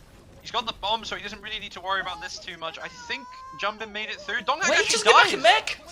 He doesn't get back in mech. It's actually a disaster class. Jumbin's done a good job surviving. Trong's going to get traded by Zest in the back. There's not really anything else to speak of that are going to be used right now. Zest is just killing the entire backline. Maybe it's enough, but Jumbin manages to do it. Always knew that guy was the GOAT Diva. Heesang falling low now. Shouldn't be able to get this kill. Should get chased out by Bliss. Does get the health back though. Bliss is miraculous stabilization there from Crazy Raccoon, really. Looked like it was all but over and we were going to a map 5, but they will deal with that. Vici is, Skew's got out. He's got out as well. No. Oh dear, Crazy Raccoon. They're not as stable as I thought. There's a chance now for T1. They're at an ult deficit now, but they have player advantage and they have the payload real close. Override Protocol comes out, so looks like they'll just take a kite, maybe force an Override Protocol for free. Just needs to be careful Donghak doesn't lose this mech late. But that all seems relatively fine. Ooh, big damage onto Proud, but an ult out for free due to Vigi losing that duel. Yeah, I think both teams are happy with the end result of that at least, but stagger onto Proud's going to be helpful as well. Crazy Raccoon's still quite firmly in control ult-wise, but T1 aren't far off. They're 50, 60, 70 on quite a few of their ults. And we, of course, are still in one-fight territory, so we'll see how someone decides to screw it up. But probably want to rotate bottom right and get towards the point to actually use the ults there, but I don't know. What is this Wu Yang doing? What is this Wu Yang doing that Lucio doesn't do? This mirror. I don't, Watering I don't stuff. see it. I don't believe in it. I don't love it. Alright, bit of an angle for Skewed, but that one's going to be shut down very quickly. Stalker just keeping everyone in check who decides to show their face through any of these doors right now. So does he want to slow it down? It's a huge nade, actually. There's so much damage onto the backline here. Override Protocol proud. He can smell blood. He hits the shot onto Stalker as well. Donghack has died and not been able to get back into suit either. Disaster for him now. Jumping can buy time. Zest finds a kill onto the backline. Zest finds a second kill as well. Kitsune rushes traded out. Jumpin, he needs to play for time. Jumpin has the bomb. He's going to drop a bomb right now. Can he get back into mech? He can't! Zest will find that kill as well, and Zest has actually done everything to the backline on here to close it out. Yeah, both of the real fights on second there, Zest was killing like 2-3 people alone. Did what was required. And yeah, actual Gigabanger map 5, reverse sweep on the cards, right? Like it was 2 Crazy Raccoons, I believe, for these last 2 maps. I'm pretty sure it's a reverse sweep. I don't know what I'm watching or what we're playing a lot of the time. Yeah, it feels like Crazy Raccoon have now got themselves into a really awkward situation where they've lost all the momentum and all their composure in the series, and what felt like they were just sort of having a fun old map 3. Just playing deathmatch has now actually turned into a real danger of a reverse sweep here, yeah. Yeah. Real danger. Not what you want, unless you are me and you are rooting. Yeah, I mean, we're going to go straight through to EMEA at this point. I'm not going to have time for lunch. When does Wait. EMEA start? 6 UK? 6, yeah. Daniel, are you still here? Or What do you want me to do? I'm Quartz? playing Any Game of the Garage. guys? Still here? I saw it just before the final fight started. You say it was disinformation? You screaming VP? No way it's disinformation. Scream VP twice? What are they bitching about then?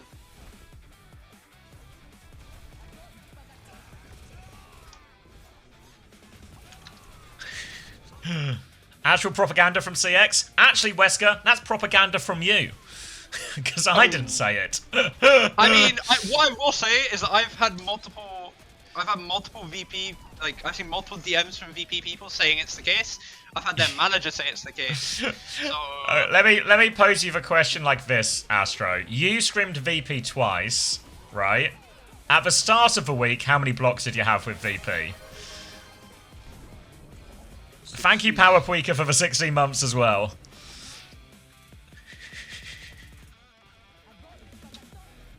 No comment? Okay. I'm getting a fact check now. I'm getting a fact check that apparently Twisted changed their mind and that they already cancelled the first block of the week. Okay. Allegedly. Okay. That is what I'm hearing. I think the Geek Outcad one is still there, but the blacklist from them is still there. But that is new information on the scene. Jamer was sick. Convenient. Sick of what? Integrity? Don't know why I'm trying to pin this on Jaywoo as well. It's all Jaywoo's fault. Bloody Jaywoo.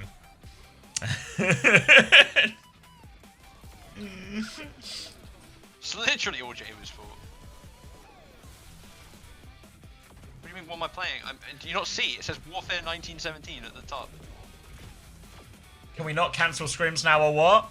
Come on, Quartz. Come on, Quartz. Are you in Sheffield as well, Quartz? I was hearing that too.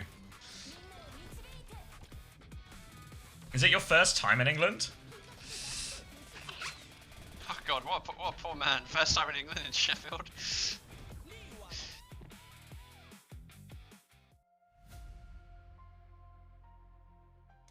I was for Pro AM as well.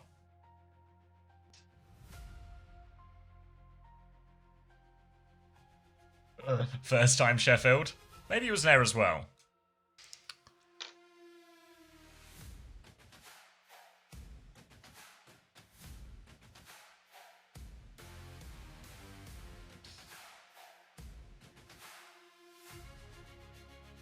Sheffield's the best place in the UK? No, it's not. It's quite clearly wherever I am.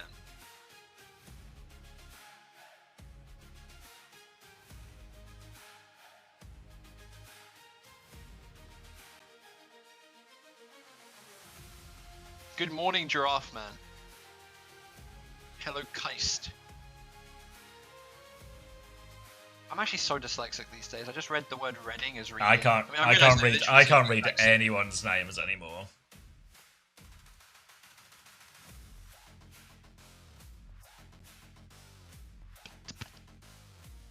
Do you ever play this one, X? The game I'm playing now?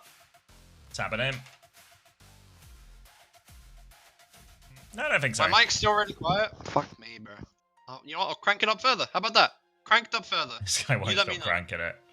I literally will not stop cranking it. Try and get me to stop cranking it. I dare you.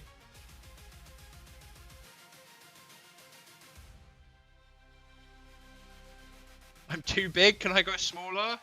Okay, no. You guys are Why is so it always demanding. Sheffield? It's just a nice facility there. Human beings and resistance displayed. You literally watch. I looked away and I lost. Pro AM smiling face with a tear. Hey Slay! Long time no see.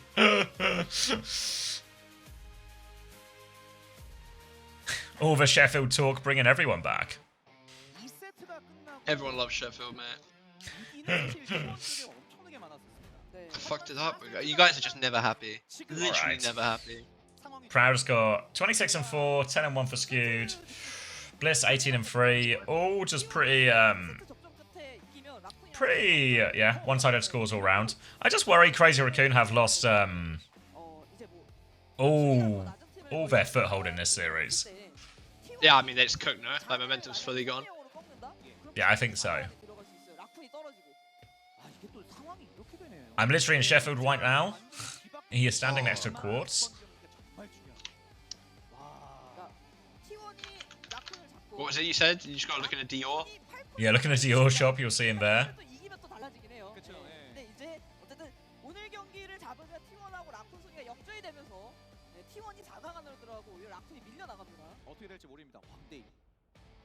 Has Does Songhack anyone played know a the sword name of the before game? this? Right, I'm gonna No. hit you with like a rogue one here, right? That I assume that you know, Uh-huh. Alex.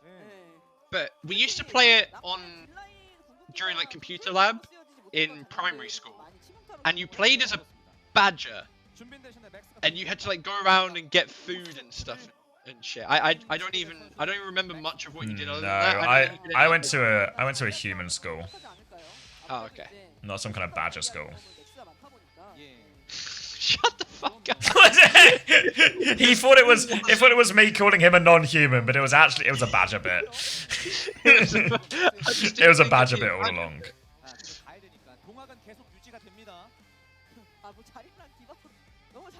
I'm playing Learn to Fly now. You must have played Learn to Fly. 가까이 될 것 같고 약간 마치 둠피스처럼 한 번 더 들어갔다가 둠피는 그냥 바로 나올 수 있는데 All right, Max in, all the marbles. Time to spin up a narrative one way or another. 그런 느낌이었어요. 이게 백비로 Badger game played. Badger. Bro, the first result is Badger game primary school. It has to. 아마 쉬는 시간 동안 피드백 했겠죠. 그렇죠. 더 들어가지 마라. 아마 동학 Badger Trails, is that it? 아 디바는 이러면 안 되는구나. 아, 근데 그만큼 지금 Oh my god, this is it, this is it. Badger Trails. This is it. Did no one else play this? 역시 동학은 동학이구나라는 것을 좀 느낄 수가 있는. Oh, it's the OWCS again. Did no one else play this? We played this all the fucking time at school instead of doing our actual lesson. Doesn't look familiar at all. Okay, one person said they did, so that's all I needed. Did you go to school with Jamie by any chance? Did you sit next to Jamie while he was playing? That's to be from Kent, would you? Alright, let's look at bans for map 5 for our job. Alright, First ban is T-Fist. Atlas. First ban Doomfist from Crazy Raccoons. Follow up ban Vendetta. 무조건 좀 막아야 된다. 그리고 벤데타 벤입니다. Crime section hot and old man. Are you 4? I swear that game's only like 4 years old. 풀포가 웬만하면 안 나오거나 딱 한 번 나오는데. 저도 처음 하는 것도 풀포 두번 준비해. 그러니까요. Glaze. Glaze. Yeah, I don't really feel like the Doomfist was causing the problems in the previous maps, but I guess I guess. I mean, that's literally why they're glazing. Yep, Donghak is going to stay in for map 5. Max is returned, meaning as we head on He's to won every map Atlas. so far, no? Yep, Donghak is 2 for 2.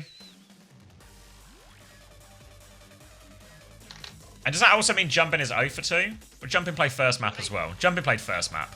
He played first map. He played CS 1.6 Unity ripoff at school. How old are you? not to alienate, I would say my viewers. Not to alienate Max's chat here, but how old are you if you're playing CS 1.6 at school? I don't know if I was born while CS 1. When did CS 1? I don't think you have to be now. You have to be about my age, I reckon. CS 1.6 came out the same year I was born. It came out 2 months after I was born. So did you play it or not? Answer the question. Alright. I didn't have proper motor usage of my thumbs yet. Reaper for the map 5 from Stalker though, so they've already won. It's going to be Proud trying to live on the hit scan. Donghak will be playing the hazard though. TP in from Stalker, but they react to that one. Donghak's been forced back though, as Crazy Raccoon will be playing very aggressively, trying to force Proud out. And particularly in this first point, some of these chokes are very difficult, not great space to get Proud into. So we're going to try and bully their way in. It's Heesang forcing the point. Bubble underneath actually on Stalker. He TP's in, big shot onto Proud's head, but can't confirm the kill. Now Stalker will back it up a little bit. A chance for Donghak to punish with the wall timing. And wow, he punishes everyone there. Both DPS deleted. And the repush from T1 are good. And Crazy Raccoon, a worrying start. Yeah, I mean, it's a rough point, like you said, but the fact is, he's just going to swap, so they've lost all aura they could have had. If you're going to be playing the Reaper here, you really need to be able to kite back to the Zarya or meet up with the Zarya, so even if Donghak chases you down like he does when you're out of cooldowns, Max should be beaming, but if you get that disconnect, it's always going to be rough. Skew's got a slight advantage on the Kitsu that maybe T1 can punish here. You know, you are on the Has comp, you do want to eventually pull the trigger, you do have map space, so maybe you can look for it. I'm just going to go for a neutral engage on it though, and a turn onto Heesang, see if they can catch. And Max is going to finally get through choke. Yeah, bit of space to work with now and chance to look for an engage towards the backline. You can see Proud playing the opposite end as they try and just keep that distance. They're actually trying to force the point with Heesang underneath as well, so trying to pull T1 in 2 directions. Wall comes out and isolates Max though, but Override Protocol is taking a lot of damage from his Tracer behind. Pocket comes in now, and really Proud, he's been limited in what value he can find. Now a beat advantage push for Chirog. He's going to beat immediately around the corner as well, but defensive ball is perfect from Donghak, mitigates so much of it, and now they're actually turning it on to Max, so it's Max who falls despite that beat push. Great wall from Donghak. They pixel deny the flip as well, and this will be all the cleanup for him as well. T1 taking first point 100 to 0. That is about as close to a flip as you can have, isn't it? I don't know if you could actually do any more. Got to be a bit of a hot take for Zarya to be first dead in a beat push, but I mean the Kitsu is there, and you don't really have a clear target to beat push onto, right? Outside of maybe Proud. But with the cleanse and his shift, it's not a guaranteed kill. And now you're in a bit of a rough spot where, you know, T1, we do have beat push targets, right? We can just beat push all in on Max. We can do it on Stalker with the Has a lot easier. Downpour and beat on top of each other. Vigi's going to pop the Kitsu. Everyone has survived by the looks of it on Crazy Raccoon. They're low. Stalker. Oh, he has to be low! Does get him in the end. Jesus Christ, that was close. And yeah, it's going to be another T1 fight win. And not an expensive one, but not ideal for Crazy Raccoons. No, yeah, they will win out in the economy. 7-man raid, thank you very much. They will win out in the end, but the economy is going to be much better for Crazy Raccoon. They'll have the grab, have the override protocol here. So I think Crazy Raccoon, the sort of fight you've got to look at to get yourself back into this map, back into the series that you were 2 maps up in. You need to start winning a few of these fights efficiently when you're in this position. So probably an override protocol to start from Stalker, and they'll aim to not hit any more. Stalker's going to drop it now. Will it just be a kite to begin with? Looks like Susie's been forced out. Splash damage onto Skewed as well. He's found Proud underneath, so we'll not be able to deal with that one here. So we're just going to play it slow, but enough damage from this one means they should just be able to bully him back, and the rest of T1, the 4 remaining players, are just going to try and back it out at the choke. Yeah, I mean, Heesang uses the pulse, but it's a pulse at the end of the day, so who cares? You still have the grab, you have your support ults coming up, suddenly really back in Crazy Raccoon's hands, right? Like, you have to work out how you want to get through this choke as well for T1. You're close to the override, but Max is actually just going to push forward and find the grab onto Proud. Defense is good, survives for quite a while, but does eventually fall. They're flipping the point. Should be able to just stabilize for Crazy Raccoons and be fine, unless Donghak gets them into the corner. Nope. Really, really okay for Crazy Raccoon. Yeah, happy with that one. And we talked about efficient fights, right? And this was 2 very efficient fights, but now T1 are finally up to their bank of ultimates again. They have a Kitsune Rush and an Override Protocol for this next retake, but Chorong has the beat. Looking for an aggressive beat push here. Going to go backwards here, but Stalker's left behind. It's a 1-for-1 trade only. Kitsune Rush comes out as they turn onto Donghak now. Defensive forward as he tries to buy himself time. Bliss nearly has a beat, so T1 have more ults to throw at this problem. Now Bliss will a little boop in and just run headfirst into that one. No fear at all from Blissy, and they have run over the rest of Crazy Raccoon with this one as well. Zest is going to pulse bomb as well. Really didn't feel necessary. Stalker's still there finding a trade, but won't change the course of a fight. T1 will get back in control. Now 1 fight to decide this point. That is a man who knows that Hunter isn't watching. There will be no video made if he does AJ there. Crazy Raccoon's coming back in with the Kitsu advantage though, and a late grab. Eyes on Proud and Donghak to see if they can find anything. I'm assuming Proud's going to look for this sooner rather than later. Shouldn't let them in. Yeah, he is going to pop it. Should get the Kitsu out. Down for in over the top though. Stalker's stuck. Stalker's in. He's taken the jewel. He's going to end up dying before getting it. Chorong just going to eat it as well. Vigi's dead, and that's going to be 2 up on the map. Gonna need a reverse sweep now from Crazy Raccoons to deny the reverse sweep. It's the old reverse sweep to deny the reverse sweep. Max will find a late trade for whatever that's worth. Just bad for my fantasy, I think. But either way, T1 find themselves in a good position. We're pretty similar to how we start at this point, where Crazy Raccoon actually have a couple of ults to work with much sooner, so T1 have to play some low ult fights here, which might mean either a kite or just a more explosive trade-heavy type situation. Now it's going to be override and grab. To take those fights though, right? Like you're a lot more happy with the has to take these quick fights without the ults. More likely to actually get something than if you're just a low energy Zarya walking into a grab. Yeah, they're going to come around the corner. He just lobs for grab immediately, actually. But Suzu will be out. They're still trapped in this one. Pulse bomb to make sure they will die. They will, but the trades, though. Zest and Donghak have found 3. It's 2v2. It's Skewed and Donghak versus Max and Heesang, which means a heal advantage here. Donghak will shut down Heesang, and now no choice for Max but to try and get out. But there's a wall in the way. He can bubble it here. Donghak knows there's respawns coming, so will slow it down. Playing for their ult. Kitsune Rush real close for Skewed now. Yeah, it's a horrible situation for Crazy Raccoons, because now T1 are back, they're not going to give the flip. Stalker's going to go with the Override Protocol over the top. Donghak is still alive, hasn't quite got back to 4 yet. Looks like T1 are going to just pull the plug on this, back up. They're quite happy to do so, knowing that they're coming back in with their ults now. But really not what you want for Crazy Raccoons. Kits are coming out now. Yeah, push back in. Going to be a kite from Max trying to get out of this one. Post bomb with a chase as well. All of Crazy Raccoons successfully have made their way out in this narrow door, actually. Really good kite. Now they can repush here. They're pressuring the point, but T1 didn't get that much capture progress, so they're right back into this one, Crazy Raccoon. A race to beat. Bliss is about 10% ahead. There's a chance to keep going. They push now. Eyes on Chorong. He's in all sorts of trouble. Defensive one is out with Chorong. He Ajaxes anyway, but bubble wasn't enough. He's going to try and get that one back off. Chorong will go down, and that one, well, that one won't hit anyone. Trades come out. Crazy Raccoon, they still have the point, and they found trades. Max has high energy on the high ground. It's not quite over it yet. Donghak leaps in now. Surely Max will fall. Pulse bomb trade attempted from Heesang, but finds nothing. Chorong comes back, just wants a little bit more hurt, does he? In the cage with Donghak. They flip the point during all of this T1. And a miss. It's a Blissy gap. Yeah, it is a Blissy gap. Probably not good for their prospects of winning the map, let alone the point. Gonna get the Moira swap to get back quick here as well. See, say what you will about Chorong. He might AJ when it matters, but at least he's getting back from spawn quickly.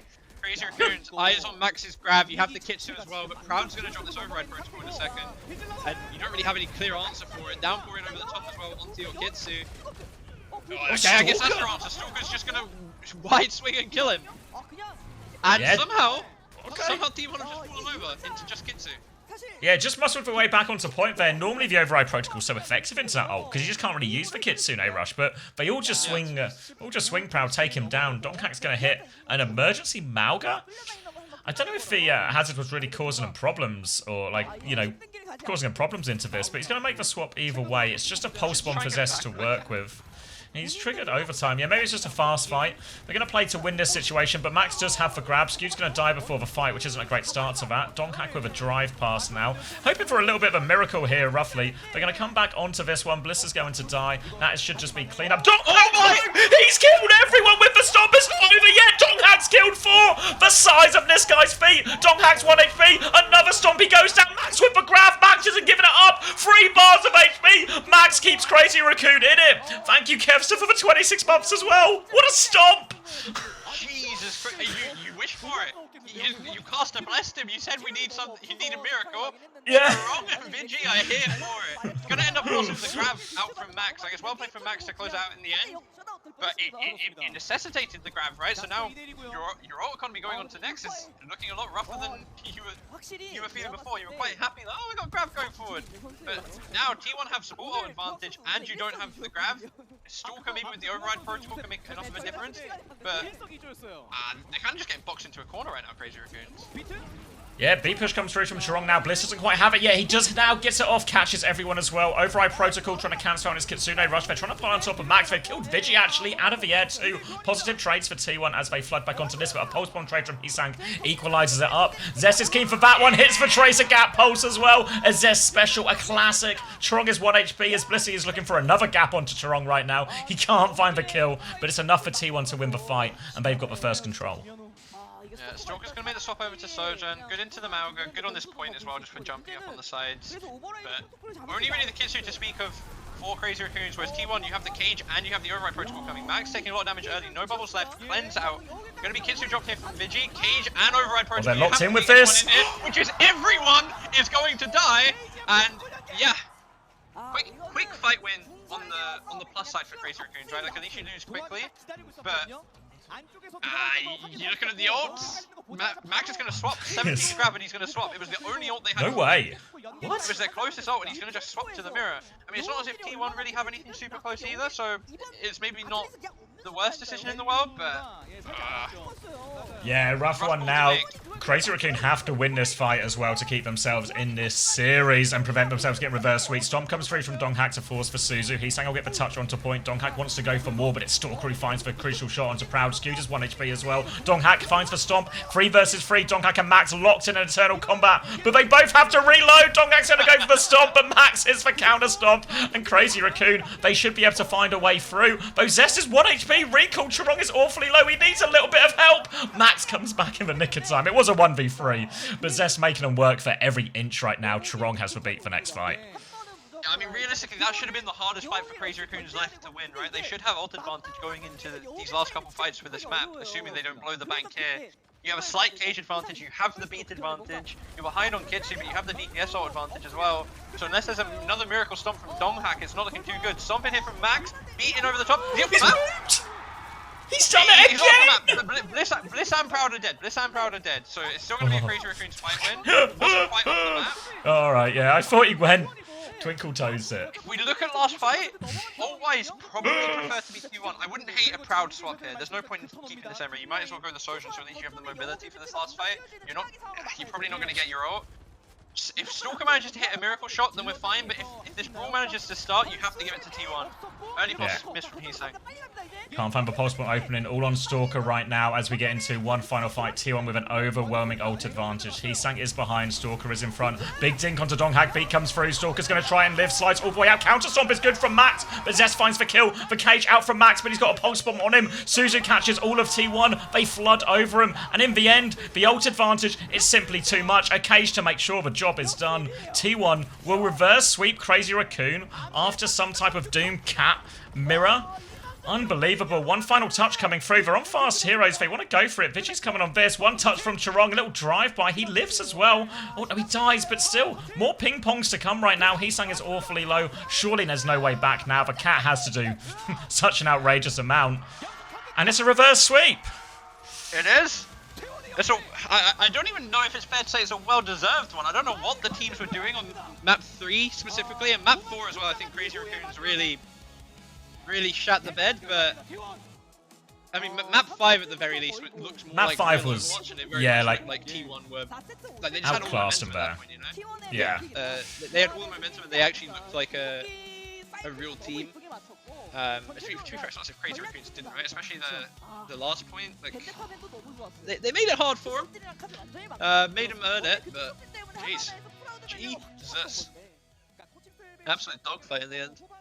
Yeah, so many sort of big clutch moments from both teams there, and it's actually a Donghak sweep as well, right? Like, Donghak comes in, just wins 3 maps in a row. Yeah, it is. Plays Doom, plays Diva. Diva. Zarya, Diva. Then Mauga. finishes it on Mauga, yeah. Donghak just had his way with your shitty super team. So, I mean, both teams Had came to into see this series one. on a vacation. True. Yeah, like both teams came in with a pretty rough, first couple of weeks, and it felt like T1 were trending up a bit more in week 2 than Crazy Raccoon were, but this was such a bizarre series.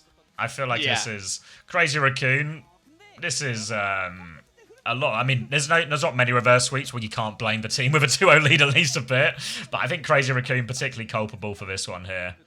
I think map 5 was just a fair and square, but I think 3 and 4 Crazy Raccoon will, really regret. Yeah.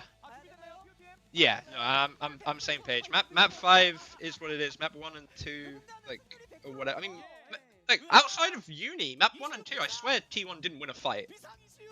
Like, it looked so one-sided. But yeah, I guess you play TDM, you let the dog in, you better then win the dog fight. And today they did not.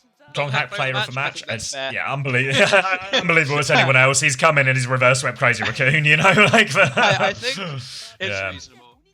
Yeah. 56 and 8 when he came in. So now AL replays? Maybe. Maybe. Oh god, yeah. Let me go grab a drink and then I'll figure out what my plan for the afternoon I should is. grab breakfast. I haven't eaten breakfast yet. Yeah, because I need to figure out food. I'm gonna leave you guys with absolutely nothing because X is going AFK. You can have the Korean interview since I know you guys understand that. Everyone get a drink. Everyone get a drink, get a snack, and then we'll figure out the plan. Everyone to their kitchen, whether it's a galley kitchen, whether you have a toaster, whether you don't have a toaster, whether you have a rice cooker, or you just have one of those plastic things you put in the microwave that serves very similarly to a rice cooker but isn't technically a rice cooker. Or if you have a kettle, no kettle, anything, just go hit your kitchen up right now, get a snack. I better not see a single one of you in chat before I'm back, okay? Cool. 동학이 인터뷰를 준비하고 있습니다. 오랜만에 보는 저 투샷 만나보죠. 오늘의 마지막 경기 저 지금 떨고 있나요? T1이 꽉 찬 승리를 가져갑니다. 승리 축하드립니다. 감사합니다. 오늘의 승리의 주인공 동학 선수 만나보도록 하겠습니다. 아, 이게 뭔가요? 저는 이번 시즌에 동학 선수를 인터뷰존에서 만나게 될 거라고 생각도 못했어요.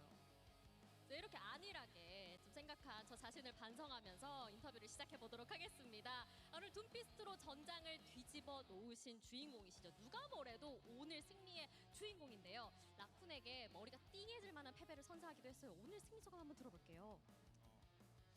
오늘 갑작스럽게 나왔는데 네? 제가 겨울잠을 좀 자고 있었거든요. 네, 감독님이 갑자기 깨우더라고요. 자고 있었는데 그래서 그냥 중간에 나가서 그냥 즐기자는 생각으로 했더니 잘 돼서 잘 이긴 것 같습니다. 그렇습니다. 정말 어리둥절하게 본인도 나와서 어리둥절했다고 말씀해 주셨는데요. 수라바사 얘기를 안 나눌 수가 없죠. 이때부터 시작됐습니다. T1의 쇼쇼쇼. 이때 좀 어땠나요, 수라바사? 수라바사 저희 팀 좀 결단이 좀 아쉬운 것 같아서 네.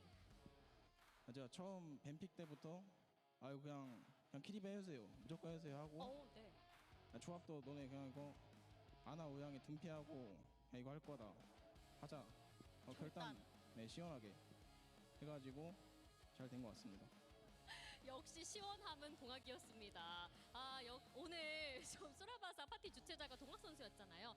둠피스트를 자신 있게 꺼내 들었는데 좀 스코어적으로 부담감도 있었을 것 같아요. 어땠나요? 좀 부담감이 없지 않아 있겠는데 요즘 제가 좀 마인드를 좀 즐기자는 마인드로 장착하고 있어서 그냥 뭐 뛰게 됐으니까 즐기자 하고 잘 이긴 것 같습니다. 좋습니다. 러시 감독님의 가라 동안몬 이게 제대로 통한 오늘 하루였는데요. 오늘 동학 선수 둠피, 자리야, 디바, 볼, 마우가 열심히 했습니다. 요즘 좀 쉬었음 멘탱이잖아요. 이 메타에 대해서 어떻게 생각하실까요? I'm back. 지금 메타 솔직히 탱커는 밸런스가 잘 다 쓸만한 것 같아서 지금 윈스는 좀 구린 것 같아가지고 좀 Got myself a sausage roll as well. 네, 그렇습니다. 그리고 오늘 마띠바가 아주 보는 맛이 있었네요. They didn't show scoreboard last map. Are we gonna have to wait for the replays then? Potentially. 준비야 사랑해. 수비 선수 Unless they maybe show it late. They might do it after interview. Yeah, keep our eyes peeled just in case, but potentially that. 먼저 프라우드 선수에게 한마디 보내주세요. Sausage roll is what I'm eating. 석진이는 앞으로도 잘할 아이니까 재밌게만 했으면 좋겠다. 프라우드 선수 스트레스 받지 말고 재밌게 해달라. 그럼 힐듀오에게도 한마디 해볼까요? 힐디오 스큐드 선수가 Oh, I'll mention it to him. I don't know if you saw. I'll mention it. Maybe Lemon's seen it already, but I'll mention it. 도 같이 합종 맞췄으면 좋겠고. Thanks, Lemon. 잘하면 돼. How much longer does this match have? The match is over. That was the end of Korea today. So I imagine some people probably got some drops-based questions. So the drops will keep going for a few more games. Or for a little bit more until they turn them off, and then they're going to start again for playoffs tonight and EMEA. So I'll be live the entire time, so if you just want to hang out and wait for the drops, that's perfectly fine. I need to go do a couple of chores. I'll wait till Jamie's back and we can maybe figure out a bit of a plan. Maybe I should respond to some of these messages as well.